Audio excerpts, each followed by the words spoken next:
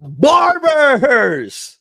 You already know what time it is. You are now tapped into another live conversation, another episode of the Barbers podcast. And today is going to be a good one. As you can see, he's in the background waiting for his drink to come in. You know what I mean? He getting ready to go off. My man, Joe, the Barber Guru, is in the building. Homie, what's going on, dog? What's up, man? What's up? I'm so excited to finally get on this podcast with you. Yeah, Clear bro. some We've had a few live conversations before, right? At least Absolutely. one or two. Never on YouTube though, and this feels so professional. So I love this. I love this setup you got over here. Yeah, we done decided to take it to another level. I just love it because it allows us to be more interactive, pull up some things on the screen and do some fun stuff. And just give a lot more value, I personally think, than what we can do on Instagram. So we got some people tapped in right now. Shout out to everybody tapping in. And as you'll see, we'll continue to have people tapped in. For those of you who don't know who Joe is, this is the man right here. This is the Barber Guru. Let me actually pull up some stuff on the screen real quick for y'all. Make sure you guys go follow him on Instagram. This is his main page right here. Boom, the Barber Guru. He puts out some dope content. I want him to start putting out more, so we're probably gonna see some more. But he keeps it real, man. He gives a lot of value, drops a lot of gems. So go check out his page there, and then also make sure you guys follow this one too. Let me pull this one up. I gotta get a little quicker with this, but it's the City Image Barbers page. Is it up there yet? No, share. Boom. There we go. Follow this as well so you can see what he got going on for the barbershops, man. You said it says you got 10 locations now, right? Yep. You got 10 locations all across Jersey, is it? Yep. All northern New Jersey, about 10 miles out from New York City. So, yep. So, guys, go check out his page. You see he does amazing stuff. Him and his partners do some amazing stuff with the City Image brand. 5,000 5-star Google reviews is fire. And the free healthcare for employees, I see that you were the first in the country to offer free healthcare, which I think is super dope. So I'm sure we're going to talk about a lot of that. Joe has done a lot, man, for the industry. He's written a couple books. You wrote, what was it? The owner's mindset, right? And then the other one was about like team building, right? Absolutely. First is to create the owner mindset. And the second one was once you have the owner mindset and you're ready to take to open up a shop, or you have a shop, to build a team. So it's all about building a team. And we're working on a couple more now that we're going to be releasing at the end of the year. So definitely get those copies. Yep. So he's got the team building secrets book. I just bought it. I dove into that one a little bit. Owner's mindset, dove into it a little bit as well. And I can tell you what, guys, just off the little bit that I've read of them both so far, a lot of valuable information, man. And it's always good to see somebody giving real value in the barber industry. So I just want to mention a few of these things to you so you guys know that who I'm having a conversation with tonight is somebody is serious and is really doing it. It's got a lot of great things going on, and is a blessing to have in our industry. So as you can see, the people are excited, Joe. Let's get these gems. Quicks is in the building. Soldier Barber Life's in the building. We actually got a whole academy tapped in right now. So shout outs to Bean's Career Academy in the house. We got a lot of cool people in here. So my first question to you, Joe, you got a lot of dope stuff going on, and you've built a lot, and you're continuing to build and grow. The brand is growing. How did this all start, bro? My brother Jeff, who's 5 years younger than me, he started the first location when he was 19. He was working in a shop for about 8 to 10 months, and just was like, wasn't the best environment, honestly, and I'm so happy about that because it actually made him want to already start his own at such a young age. Everyone thought he was crazy, but thank God he did it, because I would not be in the barber industry right now if it wasn't for him starting it.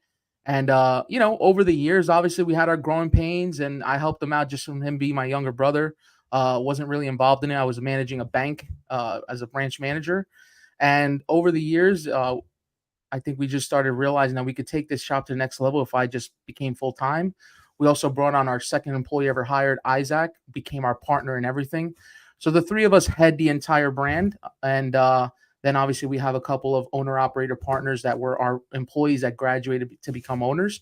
And then of course we have our entire leadership team of managers, and we wouldn't be able to like really grow it without them. So that's the quick story. Obviously, there's a lot in between that, a lot of growing pains, a lot of making mistakes, and we weren't always City Image Barbershop, in the sense of like the barbershop that people see now, the brand that people see now. It took a lot of years of making a ton of mistakes, and we learned from them. So yeah, and it's funny because we live in an era, bro, where people will see City Image Barbershops. There's 10 locations. I want to have 10 locations, and they don't have 10 locations by year 2. And they're driving themselves crazy. Nah, man. I mean, listen, I always say having one location is already hard enough, right? And I mean, it's a beautiful. I love having this many locations. I love how many employees we have, but I always say focus on one first, move to the second, because once you open up number 2, that's when the real fun starts. Opening up a second location doesn't just mean double the work. If it was that easy, then everybody would do it. It's more than double the work, and just solidifying location 1 first before you open location. We made that mistake. Location 1, we thought we had it all figured out. So we opened up location 2, and we're like, whoa, what the hell? That was back in 2013. Actually, a lot of people don't know this, but I remember we were struggling so much, and not so much with money, even though we were injecting money into it on a weekly basis to pay bills and stuff, but just with people. And then obviously I was still at the bank, and I actually put it up for sale for about, I put up location number 2 up for sale after about 6 months of being open, 6 to 8 months. I don't remember exactly. I put it up for sale, and we got a couple bites, but nobody really. And then finally I was like, what the hell am I doing here, man? I'm like, I'm not the type of person to just quit on things, So we did what we had to do. And that's when we actually brought Isaac, who at the time was managing our Little Falls location with Jeff, right? Like I said, he was the second barber ever hired. And, we honestly, it was tough to remove him from location number 1. But if we didn't do that, and then he went and solidified location number 2, I honestly don't think that we would have been able to continue to grow, because we were constantly having issues with that second location. Just, and when you have a bad taste in your mouth, the last thing you want to do is grow. I hear a lot of barbershop owners who don't even want to even think about opening up a second location because they're dealing with so many issues in their first location, right? And honestly, we were there. We were there back in 2013. So, it's proof that if you don't give up and you just do your best to figure it out, you'll do okay. So you mean to tell me, bro, this is the first time hearing this. You mean to tell me that if somebody would have bought and took you up on your offer, they would have took over the second location, and we might not be here today? Absolutely. 1,000%. My idea was always to grow in banking. I grew pretty quickly in the banking industry. By the time I was 24, I was already a branch manager, and at the time, that was usually not heard of, right? You have to take a while to get up the ranks. And I thought I was just going to, by the time I was 30, I thought I was going to be the VP of a bank, and at a big branch. And so that was my kind of journey, that was my path. And my brother's path was always just going to be to be a successful barber and have a shop. And that's it. So I think that absolutely, if that shop sold, I don't think that we would have even thought of opening up another, because that was the reason why we were looking. I was looking to sell it. Jeff didn't agree. Jeff didn't want to sell, but he understood that he was in location number 1. He was grinding. It was hard. They were really busy, and he couldn't leave. So obviously me, having a full-time job in bank, I just couldn't juggle it. And, I almost quit. So I'm glad we didn't. So Joe was the guy. So you weren't all on the same page as what you're saying when it comes to selling, is what you're saying. No, Jeff did not want to sell location number 2. He wanted to continue to do it, but I think it was just a point where, I mean, it's not like I did it without his consent. Obviously, I finally just kind of talked him in and just said, let's just see what we can get, and again, I think we had it up for not even a month until I finally was like, the hell am I doing, man? Let me find out Jeff low key was sabotaging the people. They was reaching out trying to buy. He's like, nah, you don't want this. Trust me. Yeah. You don't want to do this. Low key, Jeff was in the background, like, nah. You ever see with Step Brothers? You seen the movie Step Brothers? Yes, absolutely, of course. Remember, I've seen it probably 350. Yeah, when they were trying to sell the house, and they were acting like there was all different things wrong with the neighbors and things going on with the house. Same thing. Yeah, absolutely. You never know. That's but shout out to Jeff, man, because now we got 10 locations. You're doing free healthcare, bro. Yeah, that's so dope. Because one of the big knocks whenever you're talking about being a barber, especially from people who don't know any better, is barbers make just money, but they don't got health insurance and no benefits, and truthfully, I mean, a lot of barbers don't, right? So I mean, you came through, you and your team and your brand, and y'all did the unthinkable. You guys are offering free healthcare. How did that come about? Man, so during COVID, when everybody was locked down, including ourselves for 3 months, instead of just staying home, the three of us would go to the office, right, together, and every day for a few hours, and just figure out how to strategize our business. First of all, you can't keep us away from our business for that long. You just can't. Like we go crazy, right? So for sure, we use that time to say, okay, first of all, to keep in touch with our barbers, right? We did weekly Zoom calls with everybody to make sure everybody was okay mentally. Obviously, who would have thought it would have been 3 months, right? So we had 2 weeks to slow the spread is what I remember. Exactly, right? 15 days of slow the spread turned into 3 months for us, and for other states even more, right? And for other states less. But in New Jersey, it was 3 months, and we had to be on top of our barbers and make sure that they were all mentally. They were getting paid obviously because they were they get paid W-2, so they were on unemployment. Then when we got PPP money, we were able to pay them their salaries and all that. So everything was taken care of on a money standpoint, but honestly, mentally, it was rough for a lot of people, especially when you're a barber and you're all about using your hands and interacting with people. And now you're supposed to sit home and just play video games every day. Like it's not all it's cracked up to be after month one. Month one is probably cool, a little vacation, but after that, it's a problem. So besides being in touch with our barbers and obviously doing some cool things like with community outreach and stuff like that, the best that we could to donate, we said to ourselves, this is a perfect time where we have to figure out how the hell to do healthcare, because we saw a lot of people were struggling with health and as barbers, in the industry. So we just started really researching it. And my cousin in Arizona, his company, he offered healthcare to his employees. And I was asking him how he did it. And he introduced me to a company called Redirect Health, which is a pretty affordable. I mean, it still costs money, of course, but it's more affordable than a Blue Cross Blue Shield or an Aetna or something like that. And listen, man, it took us a year from when we came back from COVID to actually implement it. It's a big investment. It costs us almost right now, almost $100,000 a year to invest in our employees for free healthcare. But let me tell you something. It is one of the things that we are most proud of, because is this a video right here? Yeah, that's a video. It's on our YouTube as well.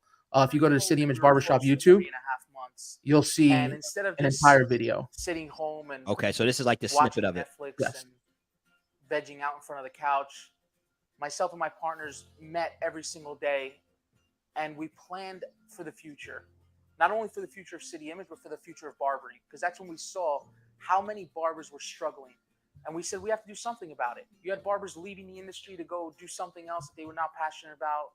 You had barbers risking themselves and their families to do house calls because they had to make ends meet. What else were they going to do? So we put our heads together and we were like, this has to stop. Actually, this is the longer one. So if they watch the whole thing on you, this is pretty much how, like, remember IGTV? Yeah. So, oh yeah, that's right. Yeah, we had posted on IGTV. So yeah, if you watch on our YouTube, you'll see the entire thing and how we did it. And even if you go to redirecthealth.com/barbers, you'll have something there that you can even see more information and stuff. I think there's a video of us up there as well. But yeah, man, I mean, our employees love it. And what's crazy is, besides our employees loving it and us being able to offer that and be the first barbershop to offer that, our clients really took to it in a really positive way.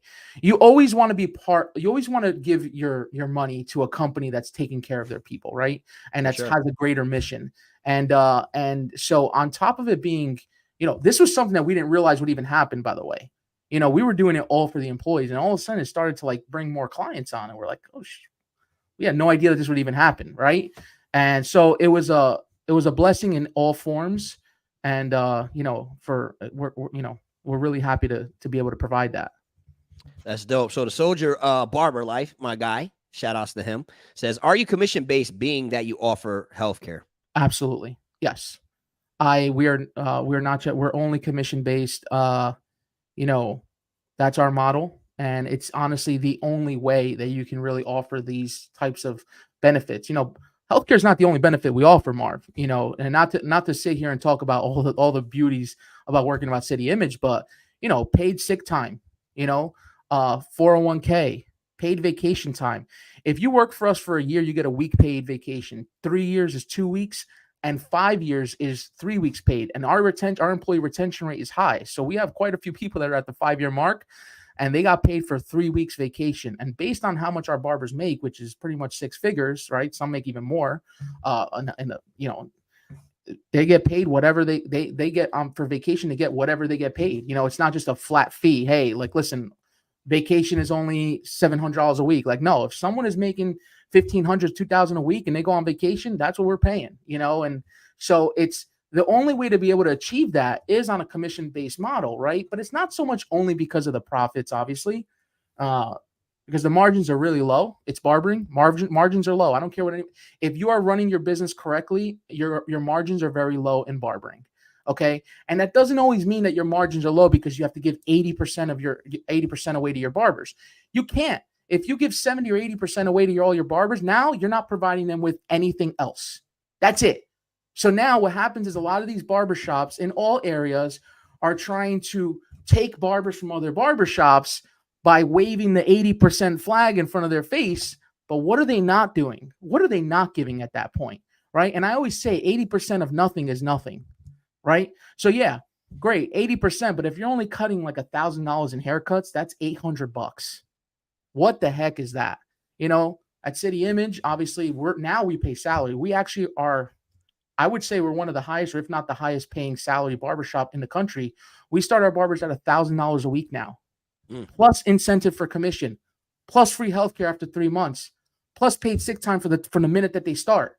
And their sick time goes up to 40 hours, and 40 hours carries over whatever they don't use.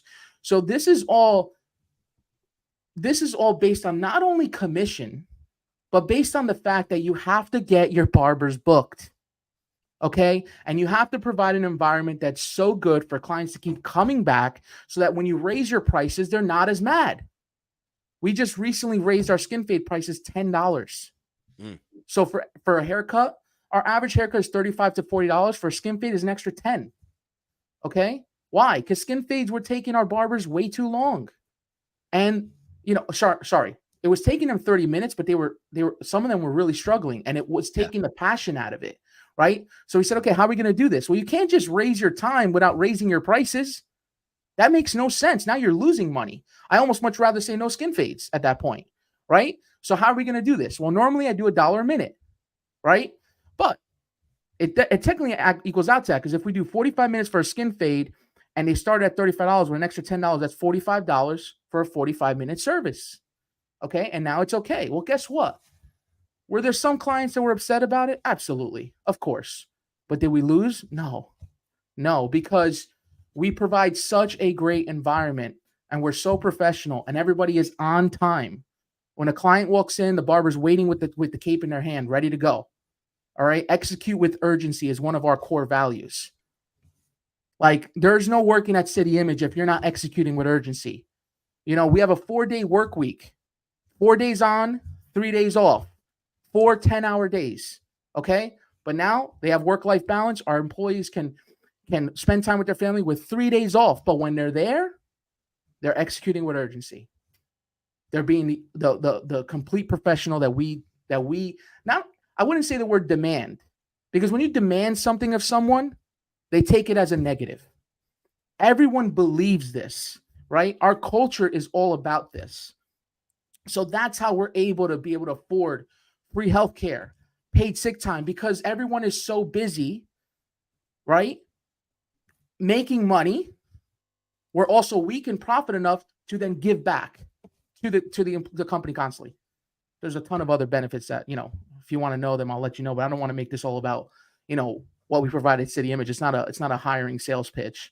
Yeah, But well, I mean, ultimately what you're demonstrating, which I'm hoping people are picking up, is that you have a legit business going, right? Yeah. There's a lot of brainstorming. There's a lot of execution taking place. There's a lot of things that are set in order to make it so that the business is successful and the people that work for the business are successful as well. So I see what you're saying, where you're like, I know I'm kind of coming off, maybe I'm pitching City Image. Nah, even if you guys are listening to this and you're taking it that way, like, yo, he's just talking about City Image, he wants me to work for City Image. No, what he's explaining and what he's pointing out is we're doing things in a way that is working, right? We've been able to go from 1 to 2 to 3 to 4 to 5 to 10 locations. We got free healthcare for the people that work for us. We pay, give vacation. We do paid time off. We start our barbers at 1,000, right? So he's showing you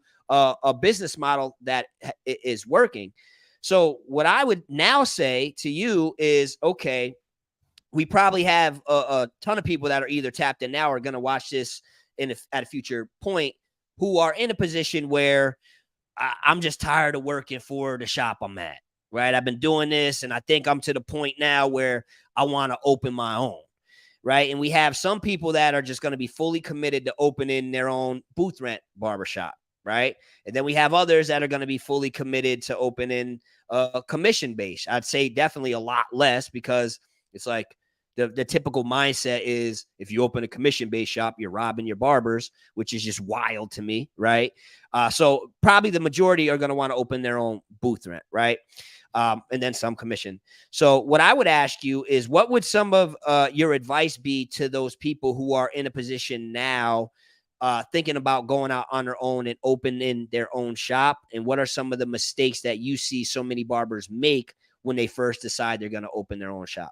Oh man, I don't think we have enough time for everything, right? Because let's get started, Joe. But let's get this started, right? So the first thing I could say is this: why do you want to open up a shop? Why? Is it because it's what everyone tells you should do as a barber?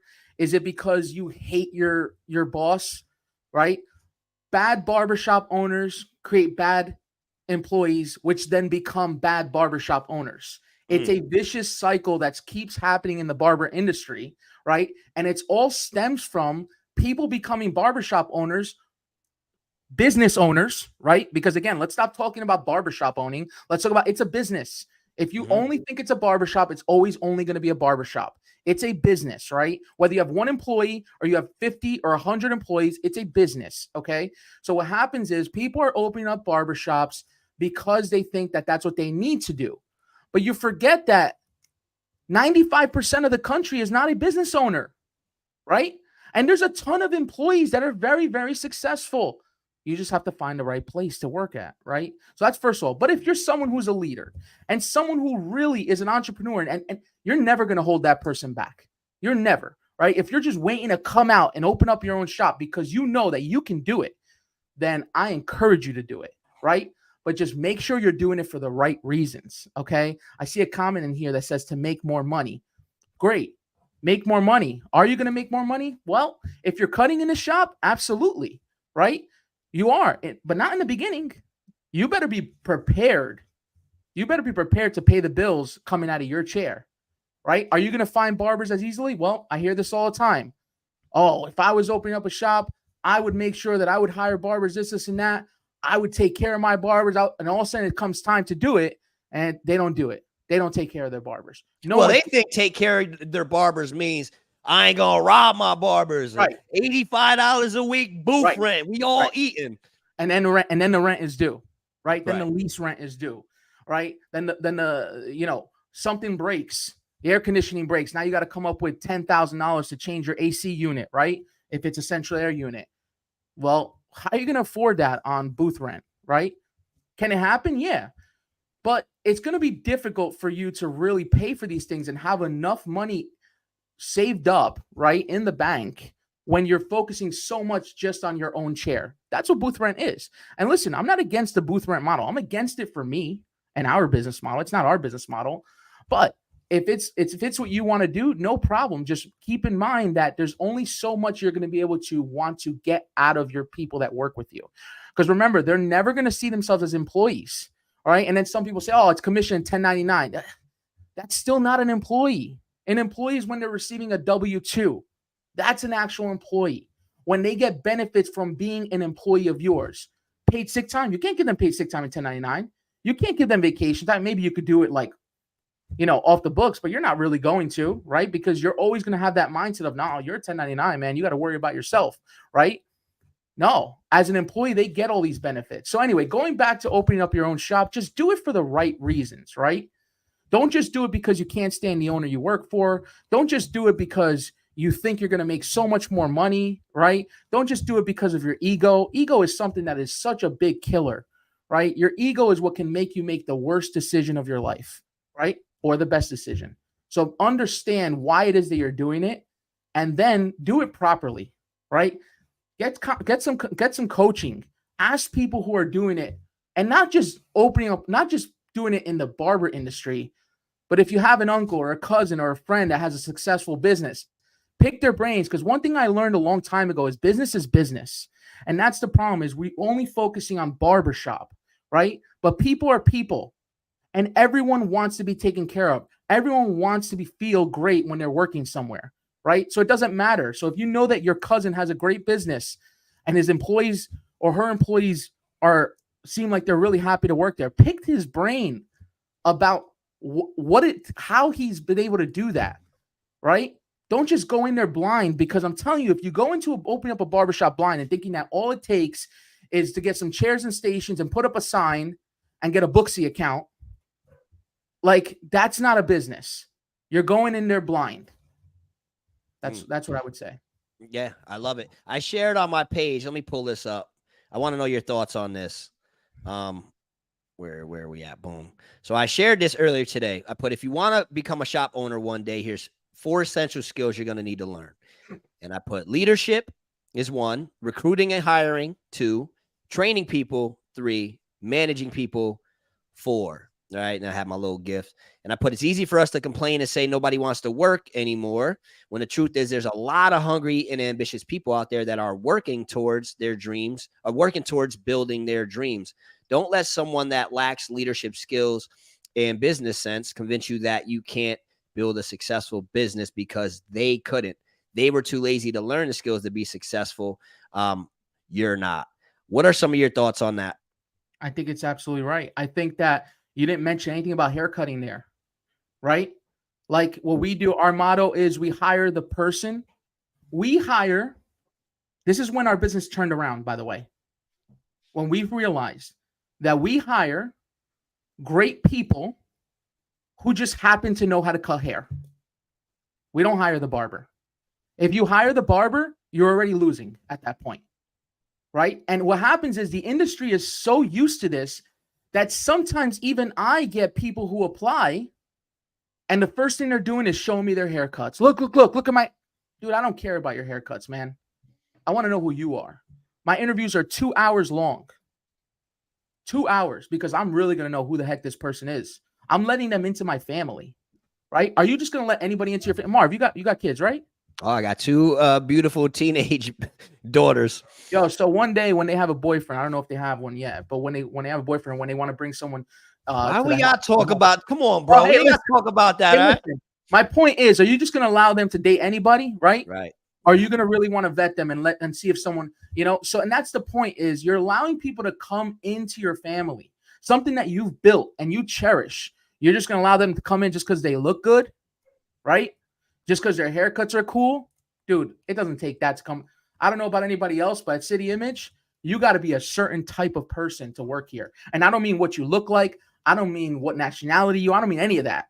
I can care less about any of that. I'm talking about what type of person you are. Okay. Do you align with our core values? All right. That's what I care about first. We can teach anybody how to cut hair. right? If you're willing to learn, we'll teach you how to cut hair. I can care less about your haircuts, because what I've noticed is the person that only focuses on their haircuts and nothing, and on nothing else, on anything else, on teamwork, on customer service and all that, is usually the barber that's broke. Mm-hmm. That's the fact.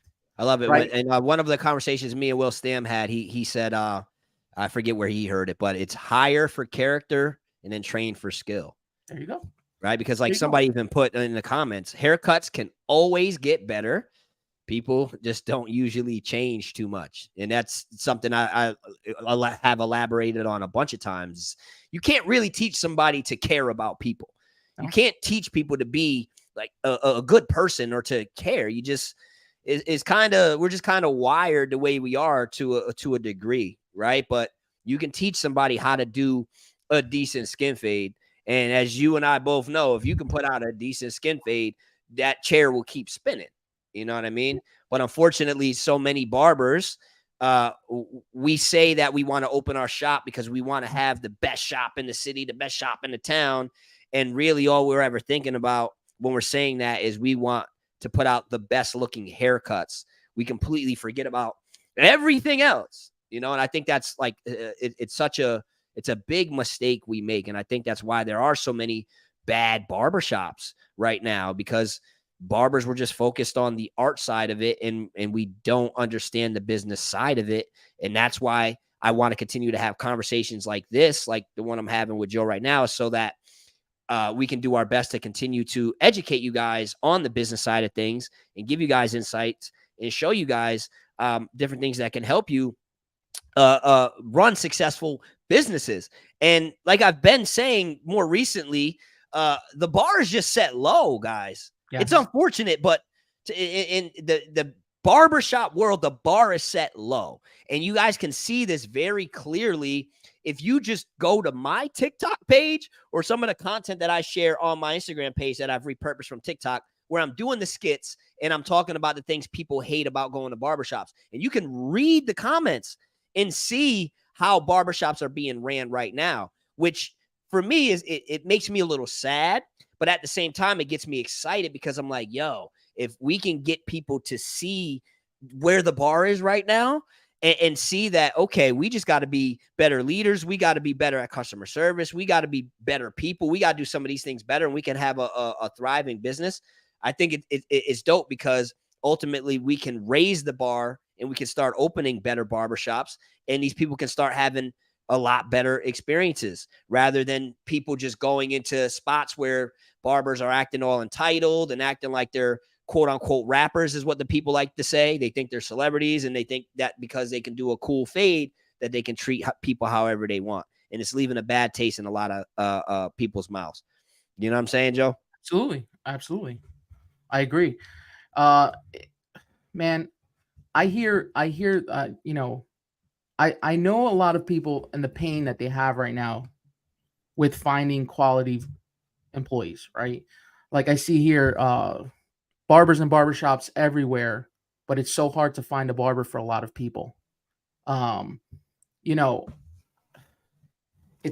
I think what he's also saying is it's hard to find that barber that is going to have a better mindset, right? And what I can tell you is you're looking in the wrong places. I have 50 of them. Why was I able to get 50? I get it. Of course, we have a brand already, and we have a reputation of having a company that has structure and you get paid well and all these different things. But we built that, right? That's what we built. You can build it too. That doesn't mean that we're the only ones that can build it. By the way, we came from no money. Like, no money. People are always like, oh, rich boys. Like, no, actually the opposite, man. Like, we came from nothing, really. We came from a good family. That's it, right? A supportive family. But working class, man, like no money whatsoever. That first shop was opened by my brother with a loan that I took out for him because I was a manager. I was assistant manager at the bank at the time. And I begged my vice president to give me a small loan so that I can help my brother open up his barbershop. And he paid it off in a year, thank God, right? But my point is, like, if we did it, you can do it, right? And stop thinking about 10, think about 1, then think about, but do it the right way, right? And look for the barbers, okay? Look for the barbers look for people that want to be a part of something bigger, right? Than just being a hair cutter at a barbershop, right? That's what the important thing is there. So you can find them. It's where are you looking, right? We're on Indeed. Indeed, why is Indeed important? I'll tell you why Indeed is important. Because someone who had enough, the mindset to create an account on Indeed and make a resume and put themselves out there is already someone who is more serious than the person that's just showing up at your barbershop with clippers in their hands saying, look at my haircuts. Can I start today? They're already more serious. So Indeed, things like going on Indeed and spending the money to attract quality people. The problem is that you have to look past the fact that some of them might not be the best hair cutters. Some of them might be starting out. Some of them might have been working in a shop for 2 years, didn't really learn much, but they might be great people. And if you could just devote some time and invest in them, right, then maybe they can be one of the best decisions you ever made. So, barbers, listen, guys, if you're enjoying this conversation, I forgot to mention this earlier, but please take a screenshot of this if you're watching on your phone. If you're watching on a computer or on a TV, take a picture of it with your phone and share it to your story and tag me in it and tag the Barber Guru in it. Wait.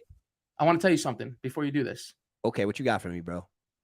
So we have a program for barbershop owners, right? And we recently split it up with we're giving away just the videos separately from the coaching. So today, what I want to do is I want to give away up to 3 free sets of videos. It's over 80 videos, about 5 hours worth of content on how to open up a barbershop, how to from soup to nuts. We can show them the back end if you like.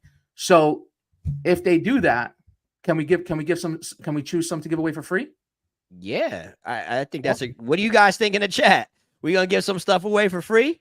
Let's get it. So here's the thing. So how I'm interpreting this is what we're gonna have you guys do is take a screenshot or take a picture of this, share it to your story, tag me in it, tag the Barber Guru in it, and what we're gonna do is we're gonna what he's gonna do is he's gonna be giving away some super informative videos that are gonna help you guys be able to successfully open a barbershop.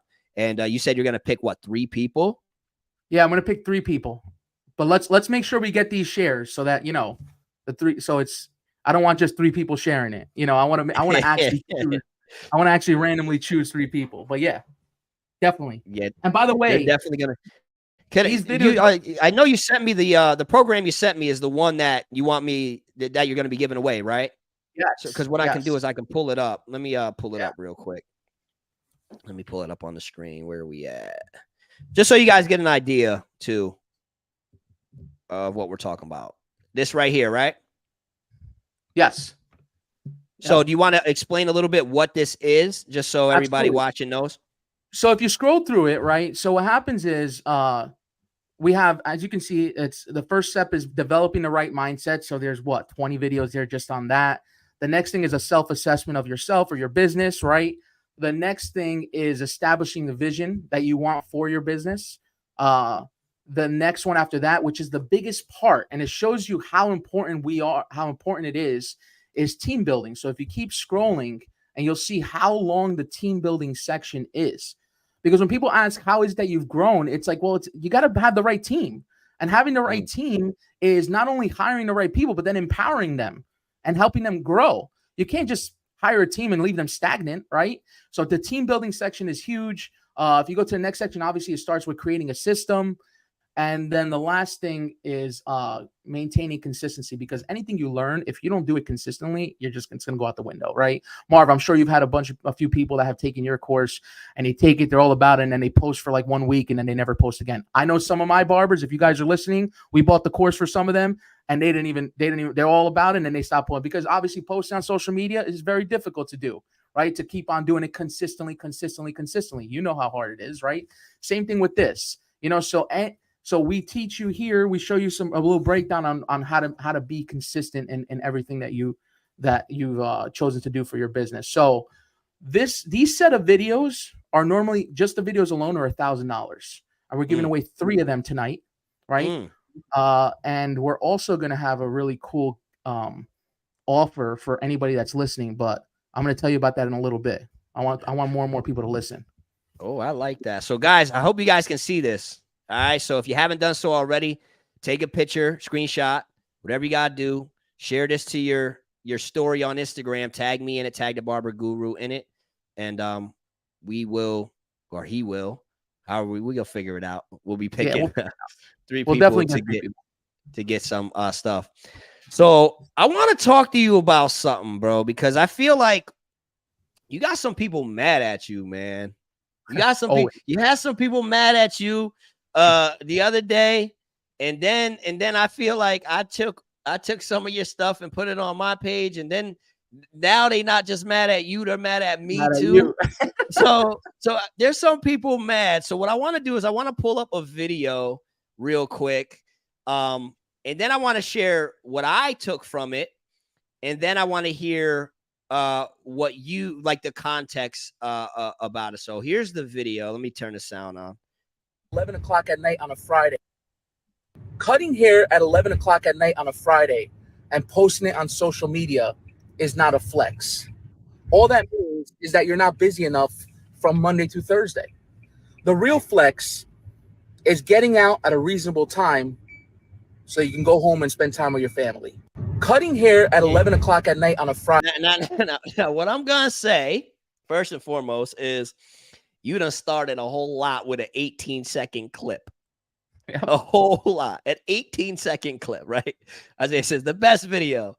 So here's my initial thoughts. When I see that, right? When I see that, I say, that's facts, right? Because, I mean, at the end of the day, some of the most valuable things that we can do is spend time with the people that matter to us and spend time with our family and be with our family, right? And a lot of times when we're building as barbers or business people or entrepreneurs, whatever, right, we have to make a lot of sacrifices, right, in order to accomplish stuff. But I think the one thing we tend to overlook a lot is sometimes I think we run the risk of sacrificing the thing that we're sacrificing for, right? So what I mean when I say that is I know a lot of people that have built up businesses and have these success stories that have ultimately lost their families, right? Or lost a significant other, or don't have good relationships with people because they're so invested on sacrificing for them that they end up sacrificing them, right? So when I initially hear that, I'm like, yo, that's a fact, bro. Like, I mean, ultimately, let's be with our families, right? That's the first idea that I have, right? Now, I also understand that there's context, which I'm sure you're going to elaborate on, right? Yeah. So I understand there's context, and you can't get a complete picture from an 18-second clip, right? Yeah. Yep. So there was a side of me back when I first started cutting hair, and I'm actually going to share this post. It's in my drafts. I will be sharing it this week, but I had a client, or he's a friend of mine back when I was in barber school, that I would go over to his grandmother's house and cut his hair in the basement. I would bring my whole barber kit to do a half all the way around just to get my practice in, get my reps in. He'd pay me a couple bucks to cut his hair. And I would go over to his grandma's house, cut his hair in the basement, sometimes at midnight, 1 a.m., right? 2 a.m., late nights, just to get them reps in, right? And when I was doing that, at home was, my wife at the time, girlfriend at the time, sleeping, my daughter's little sleeping. So I made some of those sacrifices early on in my career, right? So there's that side of me that has had to do that. Right. So I say all that because obviously scrolling through the comments, you see people painting all of these pictures, right? And creating all of these different stories. Well, what if you don't got a family? I think this guy's an idiot. You should. And people start making up scenarios that you weren't necessarily talking about, just to fit whatever it is that they currently believe. But all in all, you're going to share your context and thoughts on it. But one of the biggest takeaways that I took away from it was the idea that we think we're flexing sometimes and we're showing off, especially on social media, in ways that aren't necessarily flexes when you think about the way you're flexing, or if you're flexing in the way like you were pointing out. You know, you got family, got all that stuff. Maybe you're a busy barber working 14 days and you've made good money this week, and now you're running and you're getting an extra $32 in, when it's like, yo, bro, be home with your kids. It's not a flex. You know what I'm saying? But I say all that because I want to share my initial thoughts when I seen it. And I know you're anxiously waiting to add some context and share your intent behind it, share your thoughts. So the floor is yours, dog. I'm surprised it took 45 minutes to start talking about it. But what I'm going to say is this. You're right, but that's not the reason why I did the video only. The main thing I was, so here's what I want to explain. First of all, when you do a YouTube video, Instagram video, there's only so much time you have to capture people's attention. So if I elaborated on that video, it would not have been viewed as much, right? Like this. So right? the fact that it's 18 seconds means that people watched it all the way through, which allowed viewership to go up. And we all know how the Instagram algorithm works, right? But what I always say about my videos is I'm never talking to the minority of people. I'm talking to the majority of people who do this. There are always exceptions. I understand that. And what I'm also going to say, I'm going to tell you exactly what the video was about, really, besides all the point.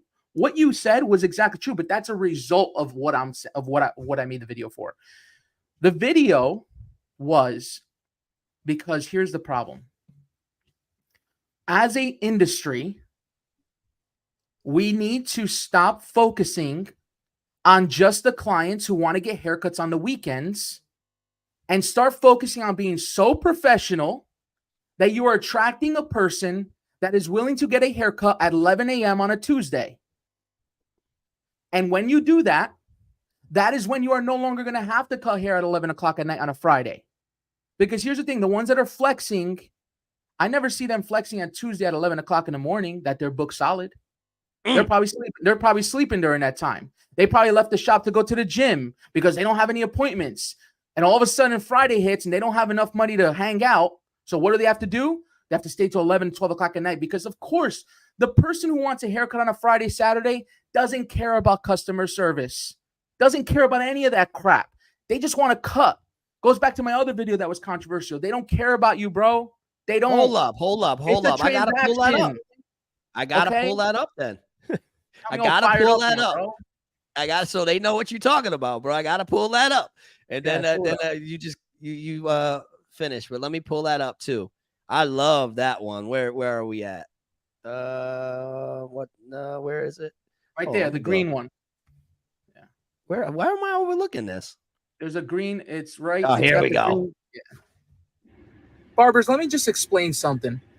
Your clients don't care about you. As much as you think they do, they don't. It's a transaction. They need a haircut. You are a barber. They like coming to you based on your customer service, your professionalism, your great haircut, your timing. And yeah, they might vibe with you and you guys might joke around. But in the end, it's only a transaction. And as soon as you can't cut their hair for whatever reason, maybe you got sick, maybe you have to finally take a vacation, or maybe you raise your prices. Trust me when I tell you, they'll drop you like a fly if they don't see the value in you. Now, is that a friend or is that just a client, also known as a transaction? Just to give some context, is the video you're talking about. So without realizing it, those two videos work hand in hand, right?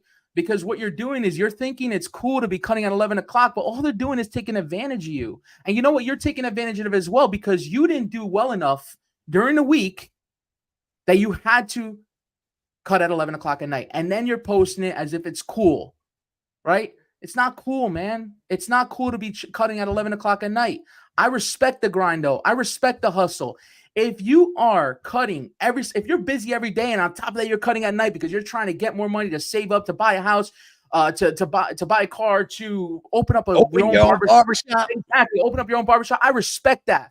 But when you're broke Monday through Thursday and you got to fit it all in on a Friday, Saturday just to make up for the week, that's not cool. Stop flexing.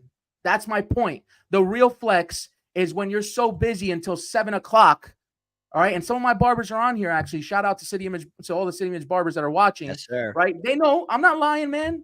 They can all, sometimes I want to give people their Instagram handles and be like, why don't you just ask my barbers? Ask them what they think about working at City Image and what our mindset is. They get to get home. They get to be home at 5 or 6 o'clock on a Saturday with their family.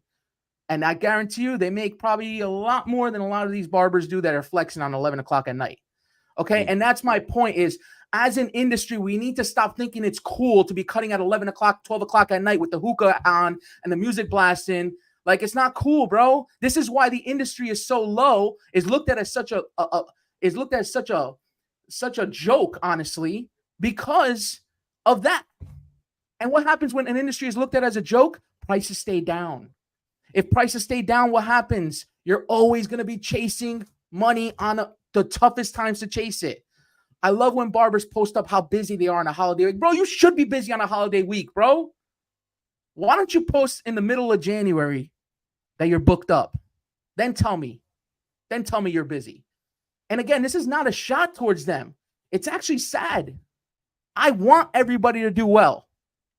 And the only way that can happen is if you pay more attention to customer service and doing the right thing by your customers and attracting the customer that cares about that instead of the customer that just wants that sharp cut, bro.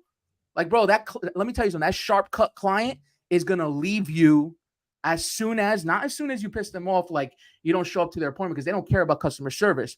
But as soon as you mess up their line, or as soon as you really put your foot down and say, yo, man, I just can't cut you today. All right, they're going to go to the next guy that's willing to just do whatever anybody says. Why? I don't blame them, though. If they're not busy enough from Monday through Thursday, they got to make their money on a Friday. But that's not the way. That's not the way. So the comments that were coming in talking about, oh, what about when you're starting? What about if you don't have? Yeah, I get it, bro. That's great. Fine. You know, I have barbers that start also. We pay our apprentices. Guess how we can pay our apprentices? To get free haircuts, mind you. $15 an hour to get free haircuts. We're not generating any revenue with our apprentices. Okay?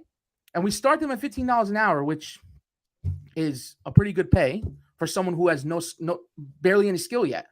Right? Why do we do that? We're investing in them. But we can do that. Why? Because we're busy throughout the week.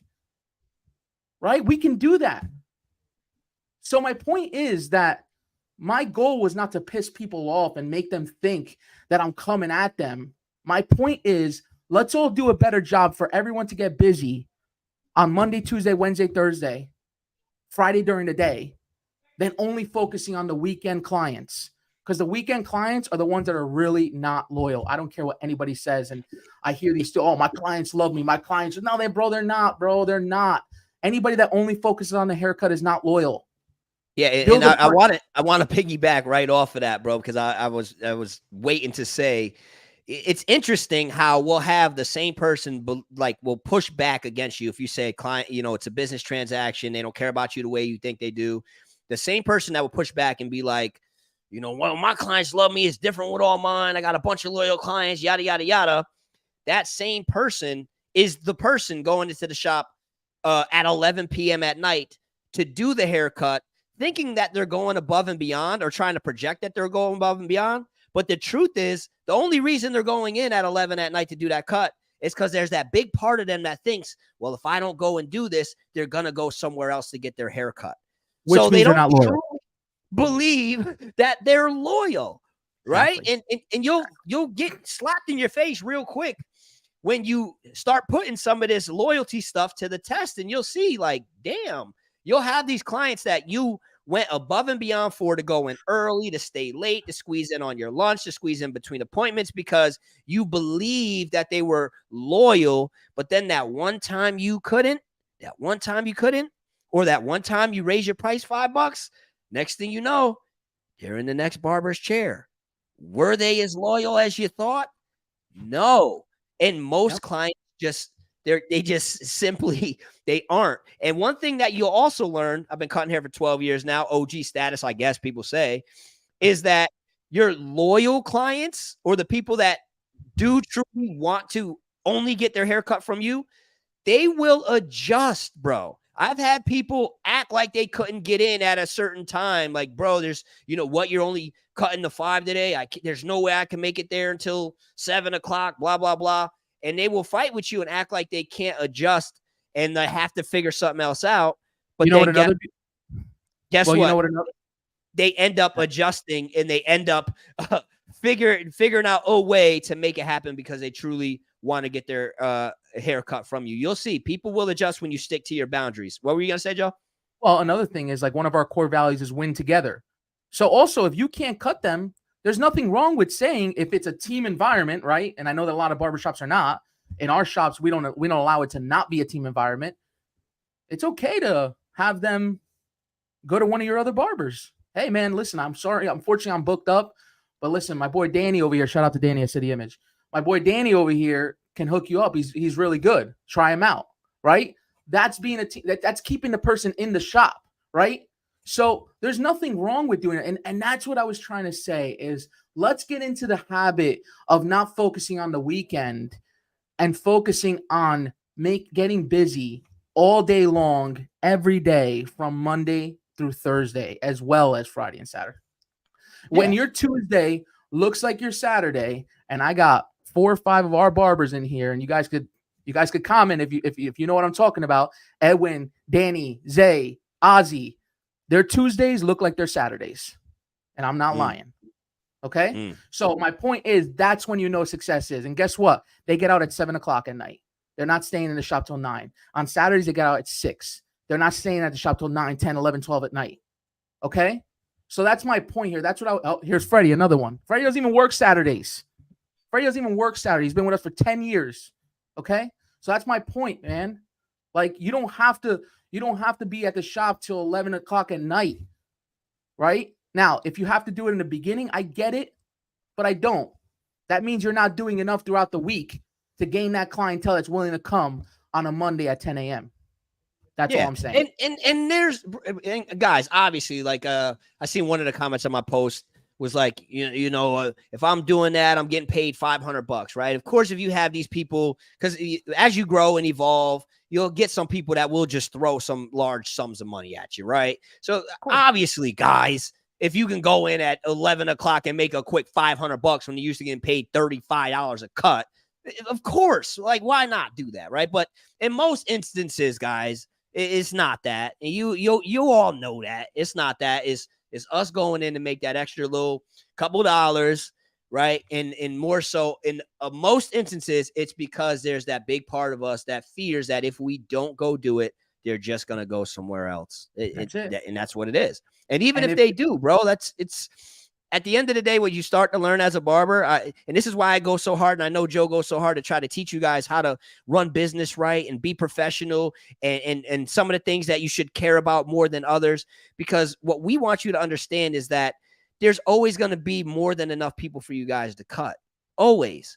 There will always be. So once you have the ability to know what you need to do to recruit new clients when you feel like you need to recruit new clients, you're not going to be so scared to lose people. You know what I'm saying? And it's all about building a shop and a culture that gains the clientele that really appreciates that. That's the point. That is how you can charge what you want to charge, right? If you're only attracting the type of client that just wants a good haircut, doesn't care about anything else, I'm telling you, that price is going to stay low. I don't care. Oh, no, I charge $30. Yeah, okay. How long does it take you to charge? Or $40? Okay. Are you taking 30 minutes on that $40 haircut? Because then hour and a half, quality over quantity. Right, cool. Then that means that you're charging $15 a haircut at that point. You know what I'm saying? Like, are you charging what you're supposed to charge? Are you doing I see a lot of people like, oh yeah, I charge 40, but their haircuts are an hour long. Like, come on, man. Like, you're not at that point. You're not doing well. You're not doing well. There's no way for you to do it. There's no way for you to succeed that way. So yeah. And I think a big reason for that, man, and I want to hear your thoughts on this too, is I just think there's this weird thing that has been created in our industry because of social media that has barbers so delusional and out of touch with reality, right? And what I mean when I say that is, we're just so accustomed to being on our phone and scrolling and seeing this magnificent work and all of these barbers saying they're getting paid this amount of money that you can't even verify they're actually getting paid, and all of this crazy stuff that you're seeing on your feed. And so many barbers are being led to believe that that's the reality, and they're out of touch with what people in real life actually want, like what real people actually value in a barber and in a barbershop. And what I'm trying to, the points I'd be trying to drive home to barbers is so many of us are just simply overthinking it and putting way too much pressure on ourselves and making it way harder than it needs to be in order to build a clientele and be a successful barber and have a successful shop and do all these really cool things. It's actually a lot easier than we think it is, but we think it's harder than it is because we're glued to our phone and we think people want things that they don't want. Like they'll see barbers saying, hey, I made $250 for this cut, which is probably clickbait, right? I made $250 for this cut. And, you know, you look on their services, they're taking an hour and 45 minutes. And then their book says, you know, whatever, $50 a cut, right? So then they start thinking like, all right, maybe I need to do this. They don't double check to see that this person actually isn't even booked up as it is, right? So they don't even double check that or fact check it. But then they get off their phone and they think, all right, well, maybe that's what I need to do. And I'm like, no, bro. Most people don't want to sit in your chair for an hour and a half. In most instances, if somebody's in your chair for an hour and a half, they think you don't know what you're doing. They're not sitting there thinking, yo, this barber is really perfecting this and detailing this. This cut is going to be perfect. No, after about 25 minutes in your chair, when they're looking at the mirror, they can't see the difference. They don't know. Now they're just thinking you're confused and don't know what you're doing. So I say all that, Joe, because I want to know your thoughts on that. Do you feel like barbers are just lost in this social media thing and detached from reality? Because I damn sure do. I absolutely think that, but I think it goes way further than that, right? Here's what I'm going to drop on you right now. I'm going to tell you the reason why prices are not high enough for barbershops. And what I mean by that is I don't think $35 for a haircut, $40 for a haircut is enough either, right? How long has it been that we've been at such low price points, right? And people just think, oh, it's a men's haircut. Well, men's haircut is not what it used to be. You get an old-time barber that did all scissors, boom, boom, boom. They were done with 10 minutes. Hairstyles are different now. People want skin fades and sharp beards and all this stuff. That costs money. That costs money. But the problem is, I'm going to give you the reason why prices are so low, is because of one word: employer payroll tax. Something most people don't know about. We have to keep raising our prices. The amount of employer payroll, because I don't think people know this. When you have people on payroll, all right, first of all, our expenses are crazy, right? But when you have people on payroll, okay, and you're actually legit running a legit business, and you have employees and you have W-2 and you put people on payroll, there's what's called employer payroll taxes. The amount of tax that we have to pay as business owners anytime we pay our employees. So that is about, depending on, including workers' comp and payroll fees plus payroll tax, we're looking at close to 15% of whatever we give out. On top of that has to go to Uncle Sam. So last year alone, we're at almost $400,000 just in employer payroll tax for us alone.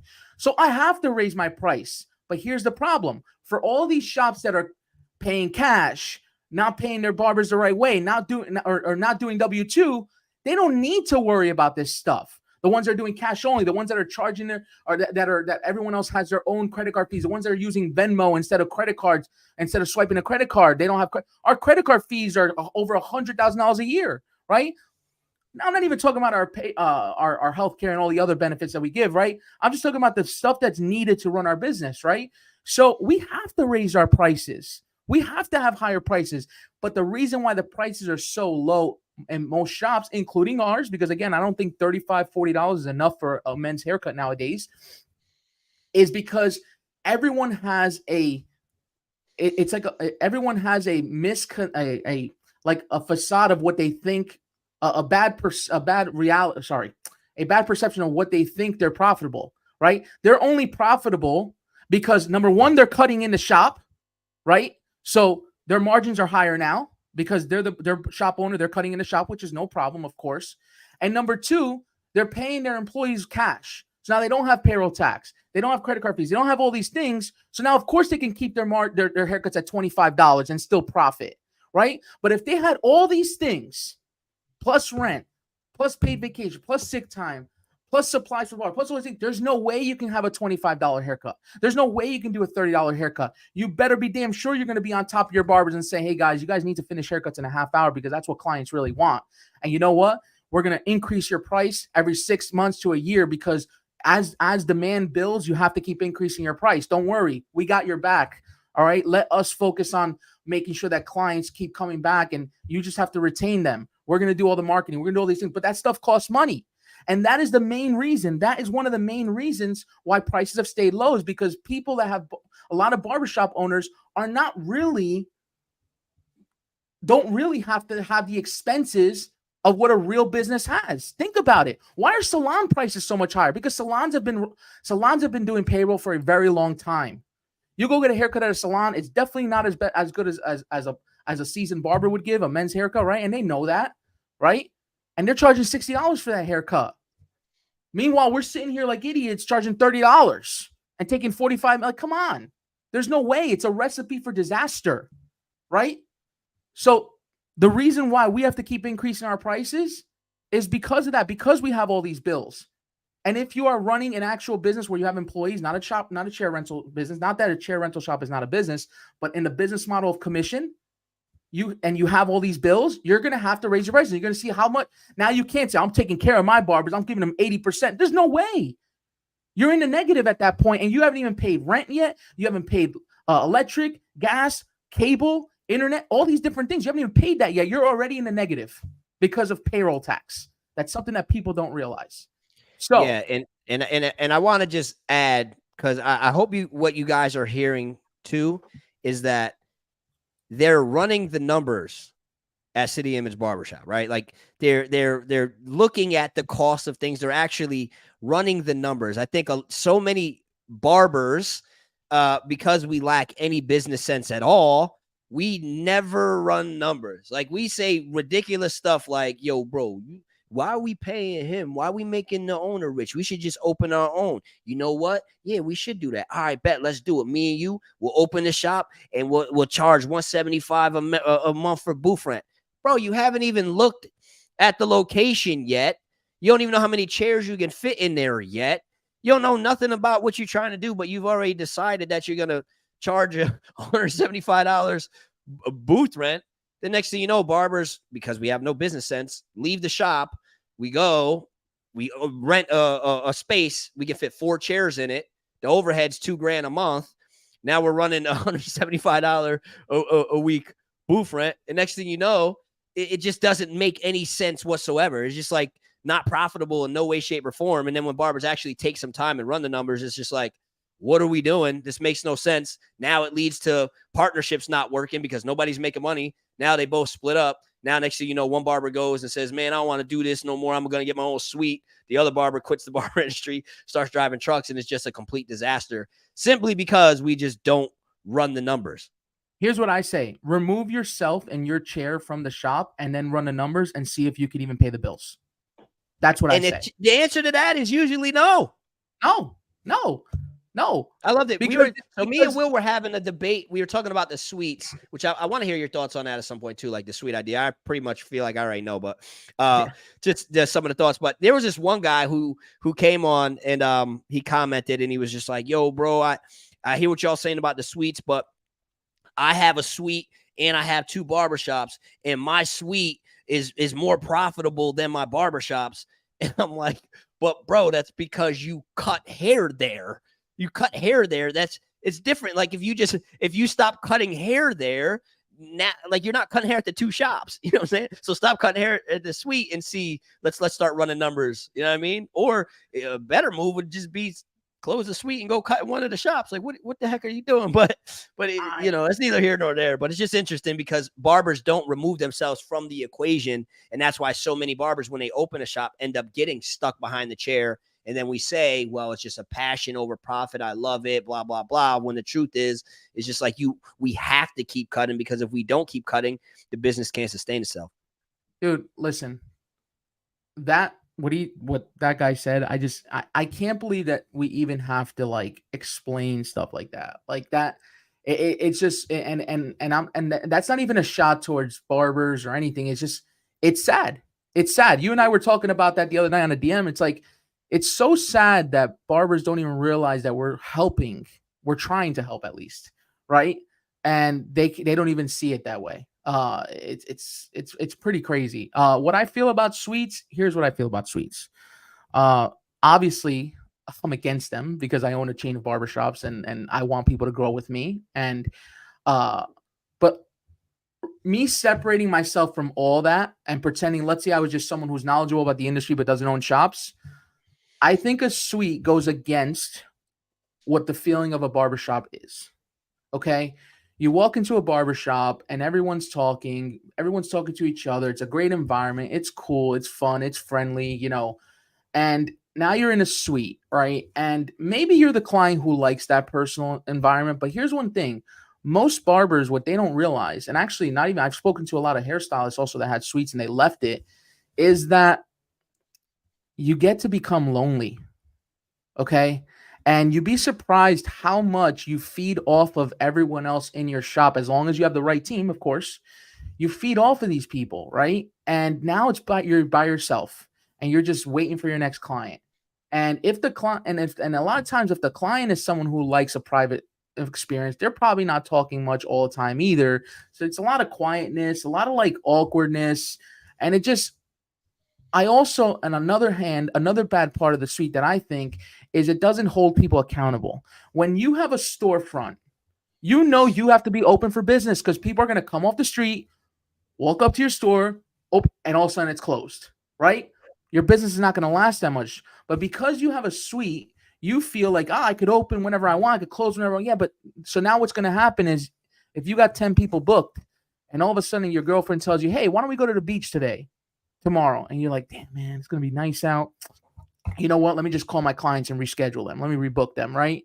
And then you rebook them and it's like, you don't realize you're pissing these people off. They already have their appointment, but you feel that because the suite and no one else around you, because if you're a shop owner and you do that, the rest of your team is looking at you like, wait, that means I could do that too? I could just cancel my appointments and go to the beach, right? What kind of leader is that? But because you're tucked away in a suite and nobody looks at you, you think you could cancel 10 appointments, go to the beach, and think that those clients are all going to be there for you when you get back, right? And maybe the first time you do it, they will, but do it a second time and see how fast they leave you. So I think that it's a type of place that not only loses that feeling of a barbershop, but also doesn't really hold people accountable, right? And eventually they become pretty lonely, unfortunately, and it takes a toll on them, you know? So that's my stance. I'm sure there's people out there that are like, nah, man, you don't know what the hell you're talking about. I've been in a suite for 5 years. I fucking love it. All right, cool. That's great, man. Like, I'm just going based on what I've heard from a lot of people say. And that's usually the notion is, and this is not only for barbers, but also hairstylists, like female hairstylists. Like I have some cousins that have been in suites and they even say, I have a cousin that will never do a suite because she was like, you know, I can't see myself just being alone like that. I need to feed off of people. And it's true. So that's how I feel about suites. But if you're going to open up a suite, I think it's crazy. I've had people, I don't know if you ever gotten this DM, but it's crazy how many times I've gotten this actually. Yo, I just graduated from barber school. I'm just wondering, should I go work in a shop or should I open a suite? What? Like what? Well, that's what ignited this whole thing because I posted on my page. I don't know if you've seen it, but I put, so when are we going to start telling beginner barbers that opening a suite is an absolutely terrible idea? And it went crazy. Obviously, you had the 20-year vets in the barber industry that got a suite after being in the shop industry for 15 years, in the shop 15 years, coming in, defending suites, and it turned into this whole thing. And me and Will just went bananas with it. But that blows my mind. And it's like I don't understand why we sit here and act like it's a good idea for a beginner barber who lacks haircut experience, in 99% of the cases lacks any business sense, doesn't know how to market themselves, doesn't have any sales experience, doesn't have they're not financially literate. They lack in so many ways. How do we as an industry want to sit back and defend the idea or make it appear to be a good idea for a beginner barber to put themselves in a situation and then say that, well, people should just do what's best for them? No, bro. No, that's not what's best for them in 99.9% of instances. No, I'm not going to be somebody who works so hard to build and grow and empower people. I'm not just going to sit back and be like, well, you just got to let people do them. No, it's a terrible, terrible, terrible idea for 99% of beginner barbers to graduate school and open a damn suite. It's insane. Well, social media says otherwise. That's why. Social media tells you otherwise. Even in school, even when they go to barber or cosmetology school, these schools are already telling them that they should open up their own shop. Like, oh, you should barbering and hairstyling is great because you can be your own boss. Like, why are you already talking about that when they don't even know how to cut hair yet? Like, have them be a great employee first, and then think about whether they want to be their own boss. There's nothing wrong with it. So Right. that's why I think they're hearing that. It's a lot of birds chirping in their ear. That's what the problem for sure. And it's social media, and they see the highlight reel of social media. Ain't nobody going on social media making a video saying, damn, it was lonely in the suite today for 10 hours. Ain't nobody gonna do that. Yeah, I mean, so they see, oh wow, they're charging $85 a cut in their suite. Oh, they did a cool video in their suite. You see that on social media. You don't see the isolation, the loneliness, the frustration, the stress, the depression. You don't see that. But for me, like this is what me and Will were talking about. For me, I'm involved in the culture, man. I've been to these barber shows. I'm having real conversations with real barbers, you know, in real life. And then so much of the DM stuff, like you said, you get these DMs. So I hear the stuff that people don't want to post about, you know what I mean? So that's where I decided to take the stance where I'm going to just start talking about more of the things that need to be spoken out loud that people don't want to say and that I may get backlash for. And I'm here for it. I'm here for all the backlash, because if you get on here trying to defend that it's a good idea for a beginner barber to open their own suite, I'm here for all of that. I'm here for it. It's a terrible idea. So, Joe, matter of fact, before I get into that, I just want to remind you guys, we are giving away, Joe's going to be giving away some videos. Again, you want to let them know about that real quick for those that are just tapping in, may have missed it earlier, what you're giving away? Yeah, so we have a coaching program, right? And it comes with over 80 videos about how to have the right mindset, how to build a vision for your shop, how to hire barbers, how to structure your shop, and all that. And what we're doing is we're splitting the videos apart, and the videos itself are worth $1,000. And I'm giving away 3 of them today. Okay, all you got to do is screenshot this, post it on your Instagram, and tag me and Marv, and we're going to give away 3 of them, right? So again, it's $1,000 value that you're going to get. Watch the videos. It's again over 80 videos. If you want to pop up a video just to see what the structure's like, you don't have to. Okay, cool. The whole video just to kind of show them what it looks like. Want me to play it? Now we have to identify your strengths and weaknesses. So what are your strengths? The strengths are the assets that you have that will assist you in achieving your goals. So basically, every video that you can easily do is a slide like this with me talking, but then we also have course documents. We have things on how to build a customer avatar for your business, interview questions, how to interview people. As you can see, goals. You can set your goals and kind of stick to them. Obviously, accountability is important.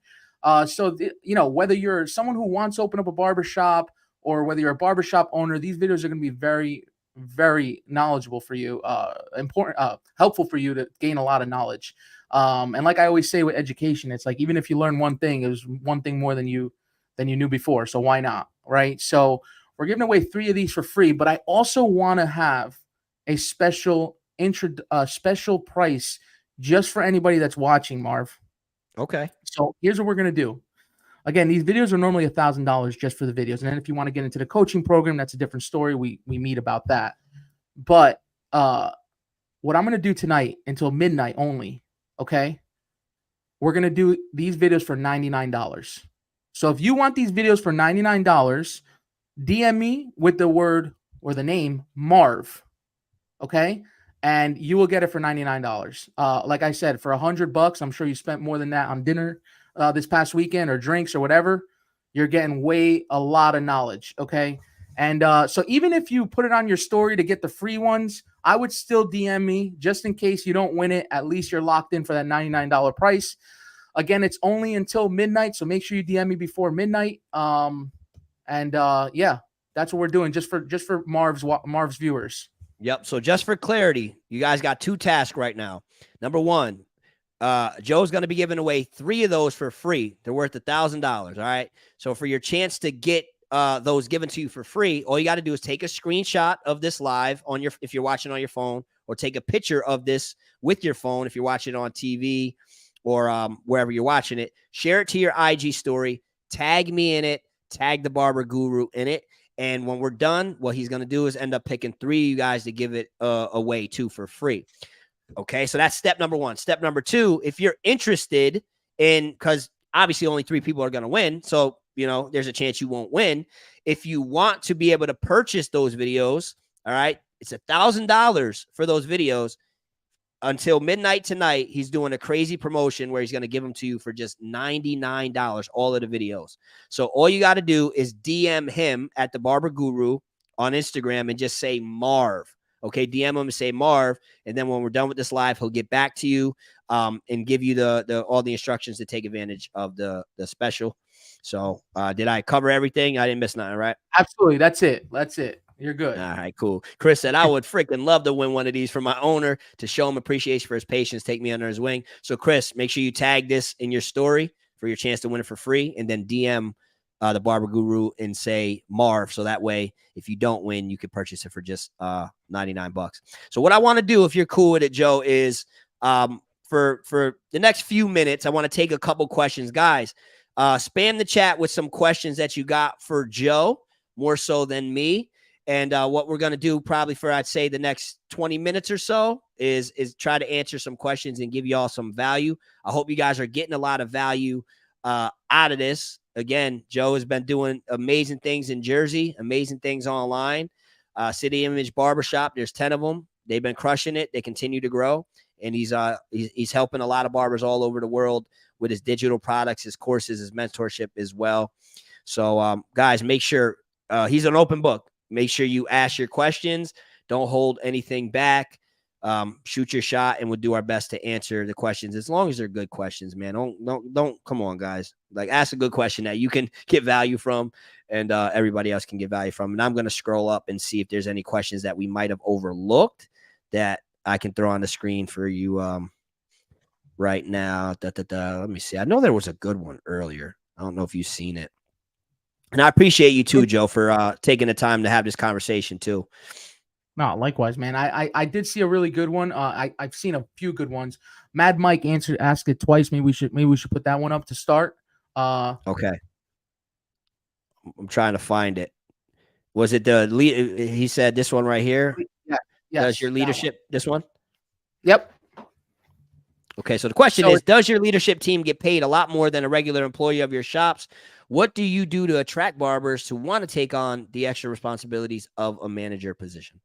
Okay, so multifaceted. First of all, hiring and promoting a barber has nothing to do with seniority, has nothing to do with the best haircuts they give, right? Those are mistakes you make, right? And honestly, even forget about the mistakes you make. If you look at any even retail store or something, think about the managers at like certain retail stores like a Walmart or a Target. Chances are they're managers because they've been showing up on time, they didn't give as many problems, and they throw them an extra $1 an hour, and now you're a manager, right?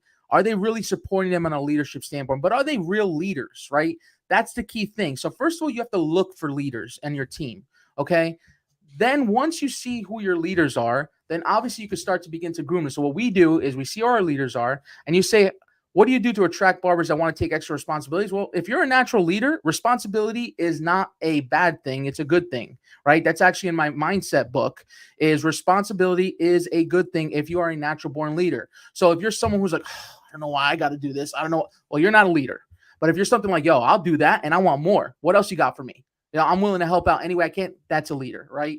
So taking those natural leaders and putting them in a management program, right, to become managers, where we train them on a monthly basis, and then obviously they start to join in on the manager meeting phone calls. We meet with our managers for 2 hours a week, every single week, okay?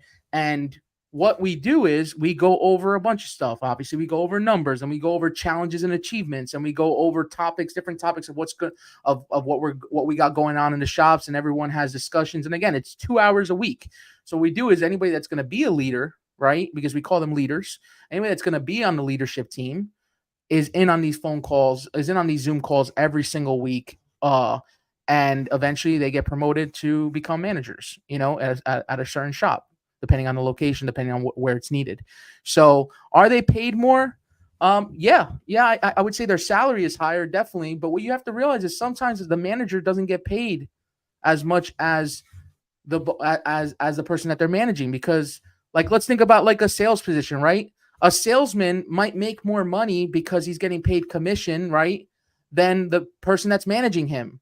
But if it wasn't for the person managing him and making and helping him and guiding him to do better, he wouldn't be making that money, right? So I'm gonna keep the salary and all that in-house, honestly, because I don't want to talk about different salaries. But what I will say is, yes, of course, they are at a higher pay grade because they have a lot of responsibilities. They also check in with their. We have monthly employee check-ins for 1 hour. So our managers check in with our barbers for 1 hour a month, every single month, and every single month is a different set of questions. And we work on personal goals, we work on business goals, we work on everything, right? And how we can help to assist it. So if someone is like, oh, one of my goals is to get a car, all right, so how can I help you? How can I help you to do that? Well, I need to save more money. All right, what are you doing right now to save money? I need to, all right, so here's what I've done in the past. And if you would like, I can help you to do it as well. So kind of understanding that when you're their leader, you're not just leading them to give a good haircut. You're leading them to be a better version of themselves each and every day while they're at work, because you're at work for 40 hours a week. So you might as well take advantage of that and use it to become better, even not only at work, but also in life. And I hope that answered your question, Mike. I love it. He said, thank you for taking my question. You're welcome, Mike. Chris said, I can't thank Joe and Marv enough for taking the time to do this for us. You're very, very welcome. We appreciate you for tapping in as well. Jordan says, recently gained a manager position at the shop I work at. What kind of advice do you have for someone looking to learn from it and start their own shop in the near future? Okay. First thing is accountability. Okay. Respect comes from holding people accountable and respect in both ways. They don't need to respect you just because you're the manager if you're not respecting them first. Okay, that's what it comes down to. You obviously you have demand respect, but you also have to give respect, and that's based on accountability. Allow them to hold you accountable, and you hold them accountable, and then you build that trust. All right, they don't have to like you, but they have to respect you. And honestly, chances are, if you're building that trust and you're holding them accountable, they're going to like you if they're the right person. So I would say communication, respect, accountability will build trust. And that's when you can help your team to grow and help you with anything you need help with, because you're always there for them. Love it. Great answer. Barber Doza says, what is one of your biggest challenges in running your business right now? So to be honest with you, we have a really good structure. So our leadership team is great. Then we recently promoted one of our leaders to vice president, and she's been doing a great job as well. And then you have me, Jeff, and Isaac on the back end that are constantly, working on building the business. So we've removed ourselves from doing a lot of the daily tasks that didn't need for us to be done, and we've delegated that to our VP and our leadership team, and also to our operations coordinator. So now, with all these different salaries, the biggest challenge, honestly, is just making sure that we're always going to stay growing and busy enough to continue to build the brand and to open up more locations. There was a question earlier that someone that asked me, how many investors? Well, there's no investors. We're all privately owned. And how we did that is brick by brick by brick, taking low salaries still to this day. Anybody who, they'd be very, very surprised at what my salary is. Okay. Because how am I supposed to grow the business if I'm taking from it before it even grows? Think about that. Right. So taking low salaries, enough just to be able to live your life, right, and not being greedy. Okay. But then using that to keep reinvesting back into the business. And how we reinvest back into the business, and as I just said, having different positions that have nothing to do with cutting hair, such as operations coordinator, vice president, our videographer and photographers. Like that's all. They're not cutting hair to make that money back. Okay, these are people that are getting paid just for them to do their daily tasks of helping the business grow. So there are no investors. We do have a couple of our barbers that have grown to become partners with us. So Yeah, that's it. There's no outside investors. It's not a franchise. There's no big money backing us. It's all just us. Just keep reinvesting money right back into the business. So I would actually think that's one of the biggest challenges is just we want to grow so much faster, but we don't have a crazy amount of money backing us. But the good thing on that is that you're building a stronger foundation by not growing so quickly. Love it. And Mike said earlier, Joe, your course helped me grow so much as an owner. Thank you. Mike's the best. If you guys don't follow him, you guys probably follow him more than you follow me, honestly, because he's really popular on social media. Quick's Barbershop. Mike's the man. So follow him, give him a shout. Shout out to Mike, though. He's the best. Yeah, shout outs to Mike. Mike, he's a part of my course family too. And Mike's dope, man. He's a hard worker, he's a grinder, very smart dude, cool dude. And guys, one thing I want to point out is, you know, you see Mike says, Joe, your course has helped me grow so much as an owner. I didn't even know this was Quick's, right? And he not only did he do Joe stuff, but he's also in my Interact social media course as well. So what I want you to understand is you can learn a lot from people who have already had success on the path that they're on, man. And unfortunately, so often we just want everything given to us for free, not understanding if you just pay a little bit of money, you could save a lot of time. Because whenever you're faced with a decision when it comes to something like this, like, should I invest into the course? Should I buy the book? It's like, all right, you're either going to sacrifice time or you're going to sacrifice money. If you try to figure out all of this stuff on your own, you could end up sacrificing a lot of time. Yeah, you save money up front, but actually you might end up spending a lot more money because you'll make a lot of the mistakes you could have avoided if upfront you just spent the money. And I pulled it up once. Let me see where, I don't know where I put it. I'll pull it up again. But you know, Joe's course in itself is full of so much valuable information that is going to save you guys so many headaches and save you so much money and save you just from avoiding so many mistakes that it's just worth investing into. And again, just to mention, you know, he's doing a promo until midnight tonight where the videos themselves are normally $1,000. You're going to be able to get all of them, guys, all of them for just $99. And the way that you can get that promo is just by DMing him. When you get a second on Instagram, DM him and say Marv, and he's going to give you the special promotion, which again, thank you for doing that, Joe. We appreciate that. And then also there's you guys also got a chance to be able to win it for free by just simply taking a screenshot of this conversation. Take a screenshot. You can do it now if you haven't already, and share it to your story on Instagram and tag me and the Barber Guru in it. And Joe's going to be picking 3 people to give it away to for free. So make sure you guys do that as well. I pull up this question too, was an earlier one. As a commission-based shop, how much harder is it for you to, as the owner, to manage it all? Well, and I think this is a great question because there are so many barbers that are trying to figure out, should I do booth rent? Should I do commission? Yeah. Right. And a lot of barbers only do booth rent because they think that they're not going to be able to find barbers to work commission, which is weird to me because you have right? 10 locations.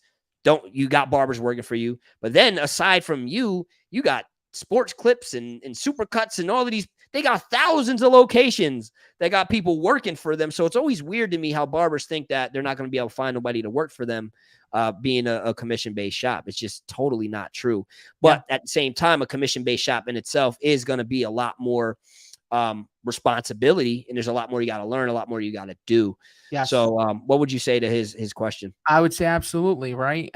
You know, commission-based first, you know, especially in the beginning, right? Now I manage more our leadership team than I do our employees, right? But it's absolutely harder to manage, right? Because kind of like a chair rental shop is more like in its own right, set it and forget it, right? And if someone leaves or you have to let someone go because they're being knuckleheads, you just hope that you can get another person to fill that chair, and that's pretty much it. They're not expecting much from you, and you're not expecting much from them, right? Whereas commission is completely different. You know, they're expecting a lot from you, and you have to give a lot. You have to give first. And when I say give a lot, I don't mean just monetary. I mean yourself.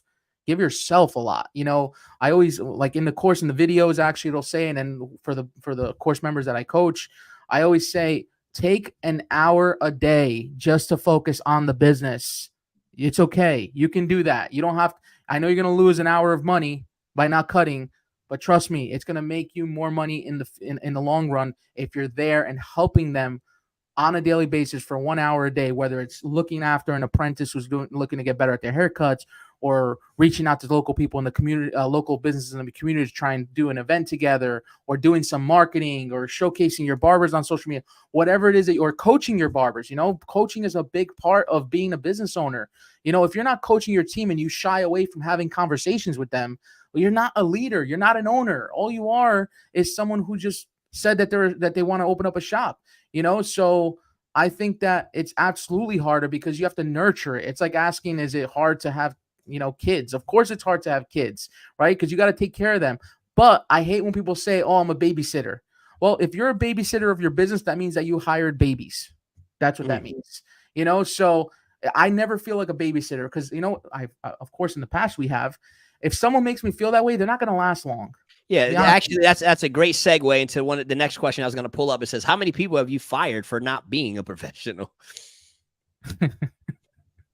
A lot. I lost count. I don't know if I can count that high. A lot. And I will tell you this right now: the amount of money that your chair generates because of how good you are means nothing to me. Nothing. And any of my barbers that are listening, they know what I'm talking about. They know what I mean by that. It means nothing to me. You can be generating $2,500 a week. If you are not a team player and you're constantly giving problems, the door is right there, and we're going to help you. We're going to give you the gift of goodbye. That's what we're going to do. Okay. And go for it. Yeah, the gift of goodbye. Have a good time somewhere else, because you know what? I don't want anybody being in our shop that's not going to be happy. And someone like that is never going to be happy, because money doesn't make you happy. Okay. They have to find something within themselves of what's going to make them happy somewhere else. So why not give them that boost? Okay. So there have been a lot. Yes. Actually, that's one of the most things we fire. We never fire for bad haircuts, unless we really can't train them, unless they're just uncoachable and untrainable. People get fired for not being professionals, not being team players. Our interview process is really strong. So we're not bringing on too many people anymore that are not professional. Right. And they know, we have a whole onboarding process where once they get hired, they're not working in the shop right away. Like, they're coming and they're watching videos and they're like being onboarded with what it is that we do and what we expect. So that way the expectations are set, as opposed to like just cut hair and it's like, oh no, you can't do that. You can't. No. The expectations are set. Right. And if they break those expectations, especially in their first couple months, well, chances are they're not going to last much longer with us. I saw another cool question, by the way. What it is? Are your shop franchises? I already explained that. No, they're not. It's all company owned. What's the minimum guaranteed pay do you recommend, and what do you do if mediocre barbers complain about the rate? That's two different questions right there. Do you see that question? Yep, I got you. There you go. Okay. Nice name, the best. Okay, so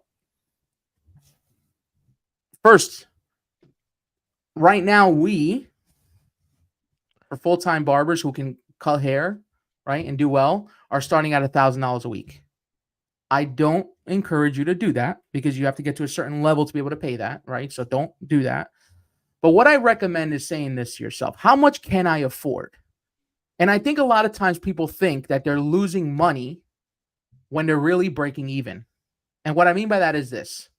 Let's say you do 50-50, okay? And, let's say I say to you, okay, can you afford $700 a week? Oh, no, man, I'm going to lose money. Are you? Does that mean that means that the barber that you hire is not going to at least cut $800 in revenue? Yeah, he will. Okay, then you're not losing money. You're breaking even. But if you didn't bring on that barber, that money will be going out the door anyway, because you wouldn't be able to service those people. Now, if your answer is, oh, no, there won't be cutting $700, well, then it's not time for you to hire a barber. Because if you're hiring a barber and they can't at least break over $1,000 in sales at a $30 price point, you're not ready for a barber. Okay? You're not ready to hire somebody. When you bring someone on, they better be at least breaking $1,000 in sales, right? At least. So that's the thing, is a lot of times people think of the split and say, well, if it's $1,000, if they cut $1,000, right, or if they cut $800, 50-50 will be $400. If I pay them $700. I'm losing money. No, you're not. You're just breaking even on that chair, right? Any money that came in, you broke even. But what you're doing when you're giving a guaranteed pay is much more important than the amount of money that you're coming out of pocket for. Okay. What you're doing is you're starting the barbers off without being stressed out about their finances. When someone is stressed out about their finances, they're not going to be able to provide the best possible service. And especially when they first start, they're going to go sometimes, depending on the shop and depending on how much flow you have and how much clients trust whoever you bring on, they might only be cutting 3-4 people a day in the beginning, right? So what happens? You think that they're going to just be able to turn it on like that and have the best customer service when all they're also thinking about is how they're not making money and how the hell are they going to pay their bills? And was this a mistake for leaving the shop that I was at? Because I knew that at the shop that I was at least cutting 10 people or 8 people, and now I'm only cutting 3 and I'm not making money. Take that out of their head, right? Make it so that they can at least have something comfortable to help them with their bills to transition, at least for the, until they get busy enough, right? For them to be able to make more money on the split, whether it's 50-50 or 55-45, whatever it is that your split is. So, you just have to look at what is it that when I hire somebody, what is it that they're going to make no matter what? I think that no matter what, this chair is going to do $1,000. Okay, sounds good. I'm not saying paying them $1,000. Give them $700 guaranteed pay. I can guarantee you're going to attract the right type of people if you start guaranteeing your pay. But unfortunately, a lot of barbershop owners were doing. If anybody here is part of my course, I know Mike is, and I think someone else was earlier. Like, they know how much it changed their business when they started giving a guaranteed pay, and now you're attracting a different type of person. Mm-hmm. And what do you do if a mediocre barber complains about it? Well, you shouldn't be hiring that mediocre barber. Well, no, hold on. The difference. Mediocre barber at haircutting or that's probably what it is, because that's where we look at that. You know no. Oh, no. Don't haircuts aren't even that good, or you can't even talk. Your haircuts aren't that good. No. If you want a good team, you got to look past the haircut and teach them how to do better. Okay. Hire for character, train for skill. That's it. Hire the person, not the barber. Hire for character, train for skill. You see, these are the things, like, I didn't invent this, right? It's common business practice. These things have been going on for centuries, right? It's obviously an obvious thing to do. It's just that we have to start having that mindset in the barber industry to not just have blinders on and look at the haircut only and say, oh, this guy can't cut hair, I'm not going to hire her. This girl can't cut hair, I'm not going to hire her. Like, come on, man. You might be passing up a really, really great person at that point that might help you take your business to the complete next level. But because the haircut wasn't that good, you let them go. I love it. I just want to mention too, real quick again, guys, I want to say this. We've been having a conversation for 1 hour and 41 minutes, right? And I feel like it's been informative, right? Let me know in the chat if you guys feel like this conversation has been super informative. However, I think you also agree that there's still a lot of questions that you have, and there's still a lot that you feel like you don't know or you need to learn. And I know so many of you guys have dreams of open your own shop, and you're struggling, or you just feel stuck, or you're trying to figure out how you can really expand it and grow it. And you guys got so many questions, and there's just a lot you feel like you don't know. So what I want to remind you of, I'm actually going to pull it on the screen. A couple things. Number one, Joe has a barbershop owner course with all of these videos in it, guys. You got all of these videos. Let me pull it back up so you guys can see. You got all of this stuff where you're going to learn about developing the right mindset. You're going to be able to give yourself a proper self-assessment. Look at all of these videos, right? Establish your vision for your shop, for what you're trying to do. Team building, right? You guys, if you're going to be able to open a successful shop and be able to open a second one and a third one, you're going to have to build a solid team, right? There's a whole section and a ton of videos on that. It's all about creating a system. That's how you build leverage, by having a system. Like Joe said earlier, he spends a lot of time managing the leaders now. And then the leaders manage the other people, and it works and helps the whole system work. And so you're going to have to create a system, right? And then ultimately, in order for you to grow, you're going to have to be consistent. And he has this whole course. Now, again, guys, these videos in itself, normally, he's selling them for way cheaper than I thought he was, for $1,000 for all of these. Just the amount of money that you'll be able to make as a shop owner to get access to all of this and give yourself a clear blueprint to follow and answers to so many of your questions for $1,000. in itself is a steal. All right. I just want to be very clear on that. But what's even better is for you guys specifically tonight, what he's doing is he's giving you access to all of them, all of the videos for just $99, guys. $99. By giving him $99 for all of this, you are robbing him. Let's be very clear. By the way, it took us a year, probably a year and 2 months to put this all together, because we are running a business at the meantime. So it's not like we could just dedicate it. And it took us a year and 2 months to do all this. And it's been very successful thus far, but we really wanted to get it to more of the masses to help more. And a lot of times people didn't have the type of funds to be able to take the complete course that comes with coaching, of course. So we say, you know what, let's separate the videos. Let's get them out to people. So at least we can start helping people and elevate them. And if obviously then they want to do some coaching, we'll talk about that, you know, after they complete some videos. But these videos took us a very long time, and you'll see the quality of the videos. It wasn't just, you know, it was my editing team had to go in there and do a lot of stuff. So $99 is absolutely a steal. So yeah, let me actually, again, just to give them a little preview. What the heck did I do? Where did I put it? It's hidden. I hid it on myself, and I got to find it. Is this it right there? We are. But just to give you guys an idea of like what he's saying, there's a lot that goes into it. So we'll just pull up. Now you might need some occasional help. There's PowerPoint presentations. Like there's a lot, guys. You guys are going to learn a lot. And so many of you guys haven't opened shops or haven't expanded because you just simply don't know what to do. And that's okay. Here's the information for you guys. For the cost of a couple haircuts, all right, a couple haircuts, you can learn what it's going to take to be able to open a successful shop and be able to scale it. This isn't just coming from some old Joe Schmo. All right. This is Joe from City Image Barbershop. This ain't Joe Schmo. All right. They got 10 locations, a ton of barbers. They're offering free health care for their barbers. They're doing some amazing things in Jersey, and you get to quote unquote pick their brain for just $99. So if you haven't done so already, DM Joe on Instagram and say Marv, so that way he can hook you up and let you guys know how you can get access to all of the videos for just $99. Hey, Marv, I want to answer this question, and I think it's going to segue into something that I wanted to talk about in this video because of the comments that I received a lot about this. Yep. Which question is it? Hermano said, hi, Joe, are you still cutting? He asked that question earlier as well. I don't cut hair. I never have cut hair. I'm not a barber. Okay. So what happens is, now my brother is a barber. He cut hair. My other partner, Isaac, is a barber. He cut hair. Are they cutting anymore? No, they're not. They're focusing mainly on the business now. Jeff cuts a few of his clients every now and then because he likes to keep his passion alive for barbering, but they're in the office here full time. We have an office and a whole studio to where we are every day. But I think this is an important question that only to segue into how I've been getting these comments for a long time now. Is don't listen to this guy. He ain't even a barber. Okay. How the hell is he ain't even a barber? What the hell do you know? You're not a barber. Hey, Marv, have you ever seen me go on video and show somebody how to do a shape up or a skin fade? Have you ever seen that? No, right? I have not. No, right? Okay. That's what I thought.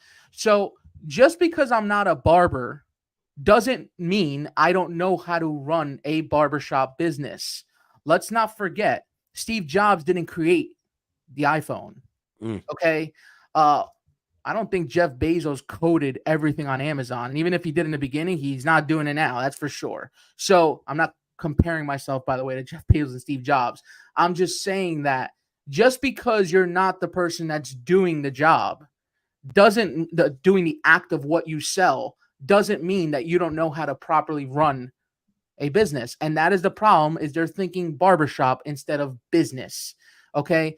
CEOs of different companies get constantly, they're like, it's like sports, right? Like they get fired from one, they get hired in another, right?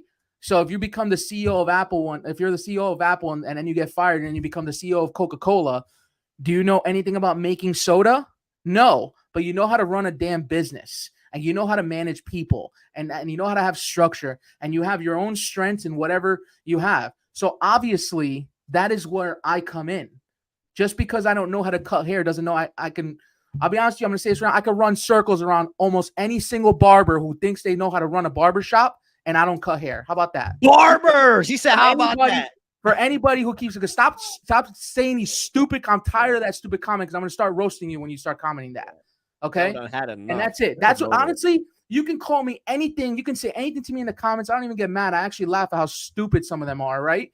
But Joe's had enough. When they attack me personally, that's what I'm talking about, right? I don't even care about that. Call me whatever you want. But when you tell me that I don't know what the hell I'm talking about because I'm not a barber, you are the most ignorant person at that point. And that's it. And I love it. And the piggyback off of some of what he's saying too, just to add some context. Guys, you just want to make sure you're careful who you're listening to, right? Because it's like if Joe's dropping some game and you feel like you're soaking some of it in, and then you have somebody talking about, who is this guy? He doesn't even cut hair. Why listen to him? And then you see that and you think like, well, he's right. He doesn't cut hair. Maybe I shouldn't listen to him. No, it's like, look at who's saying that. Look who that's coming from. You can't just because somebody says something that makes sense doesn't mean it's right. You know what I mean? And that's what I've learned. I'm 37 now. I know I don't look it. I stay looking young because I'm happy. I'm at peace of mind. You know what I mean? I know I don't look it. I look good. But what I've learned in my ripe old age of 37 is just because something makes sense doesn't mean it's right. Right. And you really got to be careful who you're listening to, because you get people like, I'm not going to come on here, guys, and tell you what you need to do in order to successfully open 10 barbershops. I can't tell you that. I don't own 10 barbershops. I'd be a fool to sit here and believe that I got all of the information to be able to lead you guys down the path of opening 10 shops. I could tell you what I think you could do, but it's only what my best guess. I don't own 10. But because I know there are a lot of you guys that follow me that want to be able to open multiple barbershops, and you want to be able to successfully do it, and you want to be able to profit and grow a team. You got these big dreams. And I have a relationship with Joe. I'm like, yo, let's have this conversation. Joe actually hit me up. Yo, when can we do it? I'm like, ASAP, when you ready? Because now we bring him on the platform and he starts dropping the gems and dropping the game. And it's coming from a place of actual experience. It's not just what he thinks or his best guess. It's what he knows because they've been able to do it. And I know he wants to say something. So, well, you know what happens is I actually did a video on this a few weeks ago, or maybe like a month ago at this point. And I said that people like to make things the enemy when they feel like they can't do it.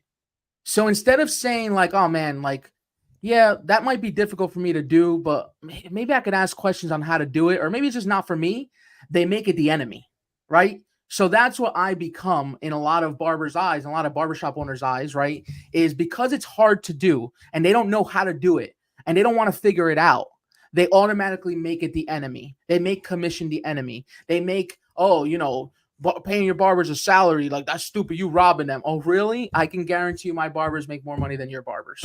I can guarantee you that right now, right? So my point is, like, because they don't want to do it, or because, and I say that confidently, not cocky wise, confidently, because we work that hard to make sure that our barbers are doing well, right? So when you think when it's something that you don't know how to do, don't make it the enemy. If you want to do it, ask questions, humble yourself, take some classes, listen to some live videos. But if you don't want to do it, and if you don't want to do it, don't just let it go. That's it. There's no need to make it an enemy. So, and I think that's what a lot of people do, right? Their lack of knowledge makes them feel like they have to be resistant towards it, you know? For sure. So, and what I will say to you, Joe, from me to you, is you don't have nearly as many haters as you have support, bro. Yeah. The support and love and gratitude that people have for you outweighs the hate by thousands, bro. And I say this to you because I want you to remind yourself of that when you find yourself getting lost in some of the hate, because I say this to myself to remind myself too, because the hate comes, right? And sometimes it can ignite that little fire, right? But remind yourself of that, because the hate is loud. The hate is rah, but the support, the gratitude, and all of that is quiet. They're not commenting, they're not DMing you, but they're watching you're changing their lives, right? So just remember that when you find yourself getting in those funks that I'm sure you do from time to time, because I do, where it's just like, bro, like I feel like I'm just talking to a wall. No, you're not. You're there's people that are learning so much from you, so much from me. It's just the people that are hard-headed are going to be hard-headed, and they're going to vocally let you know that they don't know what the hell they're talking about because they, for whatever reason, it makes them feel better. So I just want you to keep that in mind. There's the hate is loud, the love is quiet, and there's so much more love and gratitude for what you're doing. So keep doing it, bro. You're helping a lot of people. I appreciate it. You know, when you look at when I look at the insights of that last video, what's the sad part is, I shouldn't say it's sad, but it's the majority of those viewers were non-followers. Mm-hmm. And that's why the majority of the comments are hate comments, right? But my followers, they follow me for a reason. And I always say this, I would much rather get 2,000, 5,000, 10,000 views on a video, and it's people that love it and are getting value from it, than 100,000 views on a video and 90,000 people are bashing it. Like, you know, and that's why when I make videos, I don't make them for, you know, some of the questions, oh, he's just doing it for clout. Like, bro, you think I care about, dude, I'm doing it to elevate. I want it to sink into people. And if it sinks into 5 people out of the 90,000 or 80,000 that watched it, dude, then that's 5 more people that it's going to sink into, you know? And that's the only reason why I make it, because what I realized is this is something that I realized a few years ago, right? I used to get mad. I shouldn't say used to, I still do. I get mad when our competitors, right? And I don't feel like we have competition, and not in a cocky way, just we do our own thing, right? And I don't look at, but when you say competitors, I mean barbershops in the areas, right? I get mad when they don't do things the right way. And anybody else would say to themselves, well, why you get mad? You should want them to mess up. Like, no, because what happens is they are a barbershop owner and I am a barbershop owner. So all that's doing is putting us in the same category, right? And I don't want to be in that category if they're going to act that way. Facts. Okay. So that's why I found myself getting mad and wanting to even help I want to help the people that are supposedly competing against us. They won't want my help because they're so, you know. Yeah, that ego get in the way, that pride. Exactly. Woo! Right. But I actually one time I helped someone that was literally in the town over. I don't care. I don't care about that. One of our course members, actually, he has 2 shops in New Jersey, very close to us, bro. I love Ray, man. He's a great guy. You know, I don't care to help anybody close to me, because the more I elevate people, the better. But that's why I found myself getting mad at competitors, because they're being put in the same category. And I work so hard. Me and my team work so hard to be in a league of our own, so that hopefully others can follow. And they do. A lot of people, we have changed a lot of people's business models, right, in our areas. And I am they'll never admit to it, but it's okay. I see the prices are different. The way that things are read are different. The website looks like ours. It's cool, man. I don't take offense to that. I wish more people would do that, because I wish we had people to look up to on the barber industry, right? As a barbershop chain. I don't, unfortunately, you know, I don't. So I have to look up to other types of businesses that I want to mirror our businesses to on a people level, right? And if we're doing that work, then you should look at it and say, okay, they're doing all the work so that I can take it and follow it. No problem, man. Follow that. Come on, let's go. You know, let us do all the work so you guys can not copy, because the word copy is negative, right? So you guys can see inspiration, and then whether you do the same or kind of like do it in your own form, no problem, man. As long as we inspired you to do so, because all that's going to do is elevate the industry. And if we can do that in more of a larger scale, that now with this course we have been able to. I had people in the course that were from all over the country. Look at Mike. He's from Arizona. We went to Arizona back in February. By the way, Mike, if you're still listening, we're going to Arizona this week, so we might be hitting you up if we have time, right? We went to go visit him at his shop. It's pretty dope, man, that we were able to connect with people in other states, and we were able to help them, as opposed to just, it's crazy. We help more people in other states than people in our neighborhood. Isn't that crazy? So it's sad, but hey, it is what it is. And I hope that they're watching, even if they're applying it without letting us know. No problem, man. Keep doing it. Keep watching us, and keep being inspired, because the more that we do that, the more this industry is going to continue to grow. Slowly but surely, it's growing. So I shouldn't say growing. It's slowly but surely, it's going to be getting more and more professional, but we're still so far behind. Yeah. And what I will say to you guys, man, that are listening to this, maybe you've never bought a course before or signed up for something like that. And maybe you're skeptical because you don't want to feel like you're getting scammed, right? Or you just want to make sure it's going to be worth your money. Or maybe you've seen some videos online where everybody's, people are trolling. Everybody's got a course now, right? It's funny. It's cool, right? Yeah. But what I will say to you guys is, and I'm sure Joe will co-sign, it's courses and classes and mentorships and stuff like that that has changed our life, bro. Like it's just amazing to think that you have people out there, somebody like Joe, that has a team, a dope team that's been able to build a brand and have 10 locations all across Jersey and do some of these amazing things in the barber industry. People like him and his team have packaged what they know, so much of what they know, into a course that they're giving you access to. That's amazing, right? Somebody like me, bro, I've spent thousands and thousands of dollars traveling the country, doing mentorships, taking courses, doing classes to learn a lot of the stuff that I've learned when it comes to marketing and social media. And then I package it into a course that I sell for $197. Are you kidding me? Right? So I say all that because, guys, don't allow yourselves to fall into the trap of thinking that, you know what, I listened to this live and I learned a lot from Marv. I learned a lot from Joe, but you know what? I don't know if Joe's course is going to be worth the $99 he's selling it for tonight.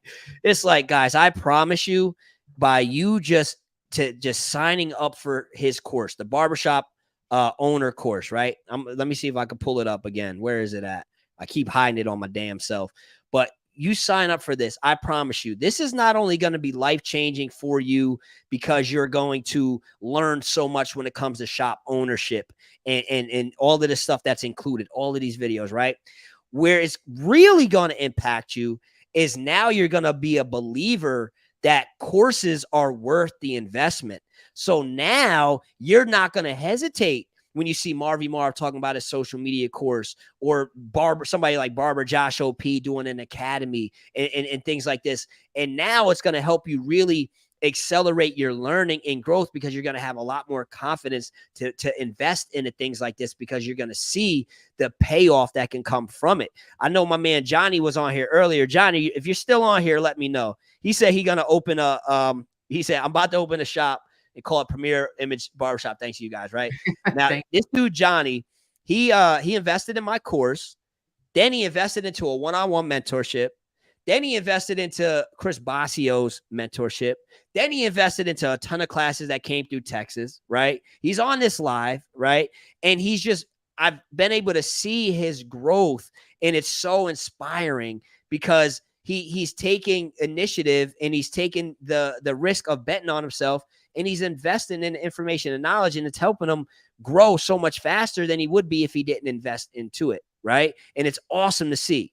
So I say all that again just to drive home the main point. I listen, guys, I promise you, by you taking advantage of this special, bro, that Joe is doing for all of these videos, if you DM him on Instagram, you say Marv, and you get access to all of these videos for just $99, I promise you it's going to change your life, prepare you to open your own shop, prepare you to be able to scale it, and it's just going to unlock the door for you to be able to walk into this room where now you're like, yo, where's the next course? Where's the next program? And you're just going to start learning at such a faster rate, and it's going to make you so much of a overall better person. So I'm excited for you guys. We've had this question so many times. People say, why don't you guys do a hair cutting course? And we just started Image Academy for our own team, right? So now we're providing hair cutting courses on a monthly basis and all that. And yeah, that might be something down the line, but the reason why we went with the business end first is because there's so many hair cutting courses. On top of that, you can find so much free content on YouTube of hair cutting course, so but what nobody was doing was this. All right. And that's why I did the social media marketing, content marketing. It's like, but do you want to know why nobody was doing this? You want to know why nobody was doing this? There's people out there that know how to build a successful barbershop. We're not the only people that know how to build a successful barbershop. There's tons of great barbershops in the country, right? Nobody's doing it because, number one, they don't want to take the time up. But number two, they're so scared of giving away their secrets, right? They're so scared to give away their secrets. And like I had a relative that said to me, when he saw that I released the books and then this course, he's like, you're not scared that someone's going to take your secrets and open up next to you and put you out of business? I'm like, what? Are you kidding me, man? Like if I go out of business, then shame. I shouldn't be selling a course if I go out of business that easily, right? Fact. Like, no, man. And that's the problem is people don't want to share their quote unquote secrets enough. But the main thing is I could give you all the blueprint. I can give you everything. But if you don't execute it, it's nothing. It means nothing. And how many times have you watched a video or invested in something and thought that it was and didn't see it out and didn't actually do the work that you were supposed to do? And then what did you do? You called it a waste of money. No, it probably wasn't a waste of money if you would have applied it, right? Marv, have you ever heard anybody say that to you because they didn't apply it themselves, right? I'm sure that that's happened in the past where, and if it hasn't, then God bless. You have a great group of people that have taken the course, your class. But have you ever had anybody that takes your class and then says, man, I thought I was going to learn more. Can I have a refund? I'm not getting any. I always tell people, listen, I can give you the best meal plan, the best diet, the best gym routine. I can give you all that, but you got to get down and do the push-ups. That's at it. the end of the day. That's it. So, we said to ourselves, we're going to make a course and we're going to keep adding to it more. And of course, the coaching is the more, obviously the best part of the program, right? That doesn't come with just the videos, but just the videos in itself, we were going to make sure that we had as much content as possible. And we keep on adding to it on top of that, right? And just to teach barbers, shop owners, or people that are about to be barbershop owners about business, right? You already know how to cut hair. We don't need to teach you how to cut hair. If you're opening up your own shop, I hope you know how to cut hair already, right? But you need to learn how to run a business. So, and that's what we did. I love it. So guys, just one last reminder. If you haven't done so already, take a screenshot, take a picture of this. If you're watching on TV or a computer, share it to your story. I got so many already, man. Tag me in it. Tag the Barber Guru in it. All right. Because what Joe's going to do is be picking 3 of you guys to send these videos to for free. Let me pull them up one last time. Keep it on the screen. I don't know why I keep actually. I might as well just keep it up. All these videos for free. He's going to pick 3 of you, right? Now, after you do that, then DM him and say Marv. And the reason you want to say Marv is because if you're one of the people who isn't fortunate enough to win, it's all good because he's going to give you access to all of the videos, normally $1,000. He's going to give you access to all of them for just $99. Hey, Marv, can you keep that up? I just want to tell them about one part of this that they're going to learn in this. And I just want to, for anybody who's not going to get the course, I just want to give them one gem for to end off the night that a lot of people don't think about. And that's a customer avatar. Okay. Part of this course, I think it's in the establishing your vision part, is how to create your customer avatar. It also shows you how to create a mission statement. Here, customer avatar. So that's the form to help create it. But if you go back, you don't have to show the video, but I explain what a customer avatar is, and I'm going to explain it real quick right now. When you're marketing to everybody, you're marketing to nobody. Okay. So you have to say to yourself, oh, but what are you talking about? I want to be able to cut as many. No. You're going to naturally get all different walks of life. That's naturally going to happen. But you want to market to the specific type of person. And who is that person? The person that you're going to be happy cutting. So if you only want to cut high school people and college kids, then market to high school and college kids. If you only want to cut, men in their 30s, then market to men in their 30s. If you want to only cut families, market to families. You're always going to get everything else. But whoever you're going to be happy cutting is who you should market to, right? So you have to create that customer avatar. Some people have 2, right? If you want someone that, is a mom with some kids, and then if you want another one who's someone who's middle-aged, whatever it is, you might have 2 customer avatars. Make sure that you're marketing specifically. You choose who that customer avatar is, and you market specifically to that person, but you also run your business for that person. So for example, if you're looking to attract families, but then your shop has alcohol and bad music, bad language on the music, well, then I'm telling you right now, you are trying to attract one type, but you're promoting to someone else. So understand who it is that you want to attract, and that should be based on not what makes you money. Anything's going to make you money if you're happy doing it. So you have to look at yourself and say, what kind of person do I want to attract? And that is You create that customer avatar and you stick so close to it.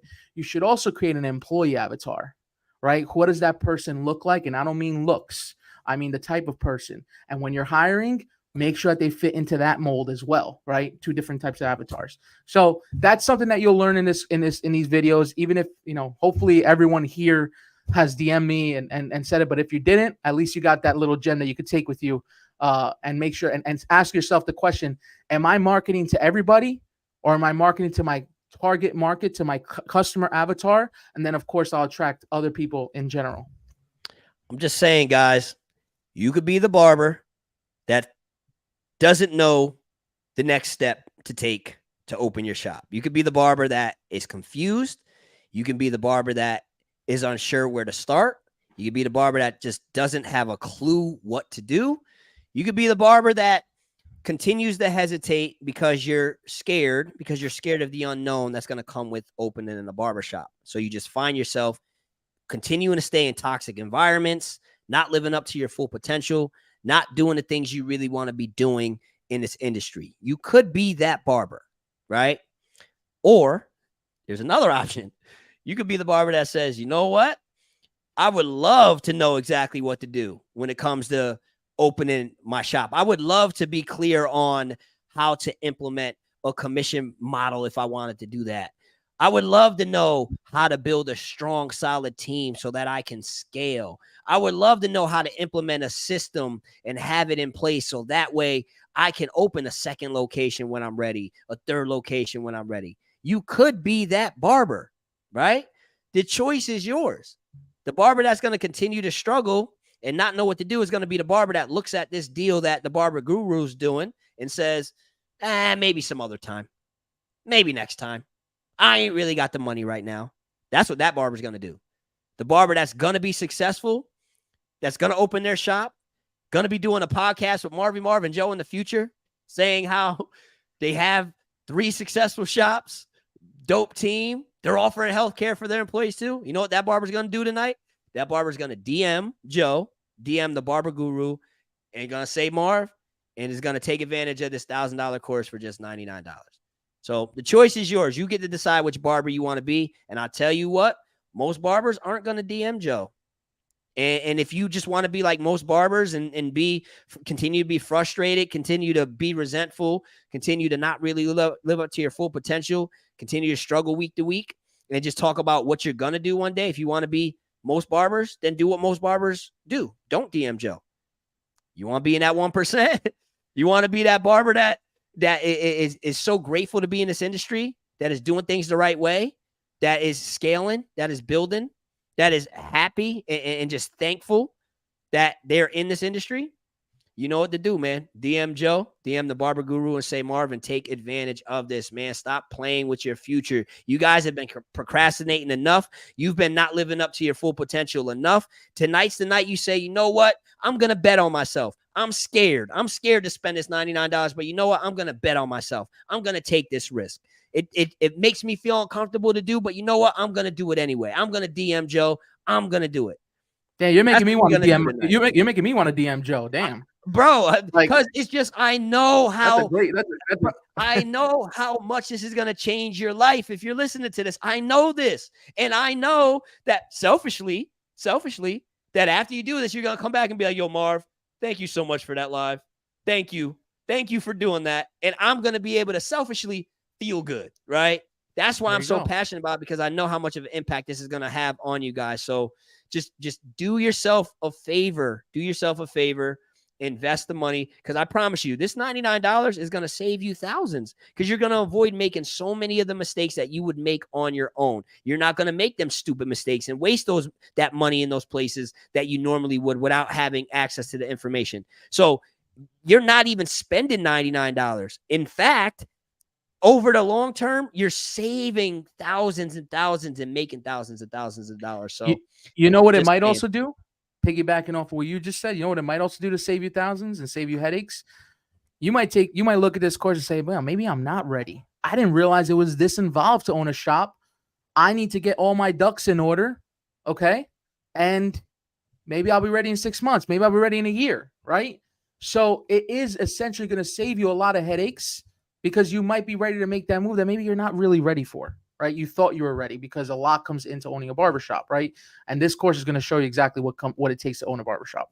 But I appreciate that, Marv. Thank you so much. Yeah, Joe, I appreciate you. I'm thankful to have met you. It's been a few years now, so it's kind of cool watching our relationship continue to evolve and grow. Yep. And I'm grateful for everything you're doing for the barbers and for the industry. And again, just like I said earlier, just keep going, bro. I get frustrated at times too. I get annoyed too. I get it. But there are people that are listening. There are people that are implementing, and you are empowering the culture. You are helping the culture.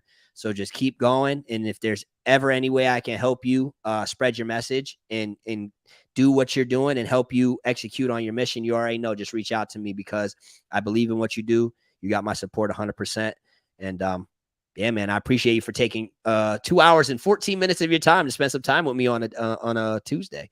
As always, I appreciate you having me. I appreciate everyone who's commented, everyone who's DM me. I feel like it's gonna be all night now, me getting back. If I don't get back to you tonight, obviously I will get back to you at some point tomorrow as well. And I appreciate my team. Those of you that were able to, those that are off today and are watching, I really appreciate you guys interacting, and it really feels good when I see my own team members being there as well, and supporting me and supporting us. And Marv, again, thank you so much. You know how I feel about your mindset. I know how you feel about my mindset, and I really hope that more people start thinking of becoming influencers, right? Which actually has recently taken more of a negative connotation, right? I hope that people are starting to think more about becoming these influencers on a standpoint of not so much haircutting, because there's so much of it already, right? And more about this type of stuff, mindset, business, all these different things, which I think is if not as valuable or more valuable than just haircutting, right? Because the haircutting, there's tons of knowledge out there. There's tons of courses. There's tons of people showing that. But it's this stuff that most people don't talk about. And whether you're a chair rental like Will, for example, he's chair rental, right? Yeah. Yep. Bro, that guy's awesome. The stuff he says, like, just because he's chair rental doesn't mean that I don't agree with a bunch of the stuff that he says. I might not agree with his business model. He might not agree with mine. But the other stuff, it has nothing to do with chair rental or commission. It has to do with just common business practice. Yeah. That's it. So I respect you guys are in alignment with the values and the mission. It's just maybe you take this road to drive from New York to Florida, and he's taking this road to drive to New York to Florida. It's kind of like most of American politics, right? Not everyone's super left, not everyone's super right. Most people are really close to the middle, right? And a lot of people share the same values, right? And it's kind of the same thing like that. Just because you're commissioned, just because you're chair rental, doesn't mean that you can't share common great values. That a client doesn't care if you're a chair rental barbershop or a commission barbershop. They just want to get a really good service and a really good haircut, and you should provide that no matter what. And that's how I love it. Joe, guys, go follow the Barber Guru. What is that? My page? What the heck is my page doing up? Where we need Joe's page back up. Make sure you guys go follow the Barber Guru. Make sure you hit that message button, DM him, and say Marv, so that way you can you already know, get access to the barbershop owner course.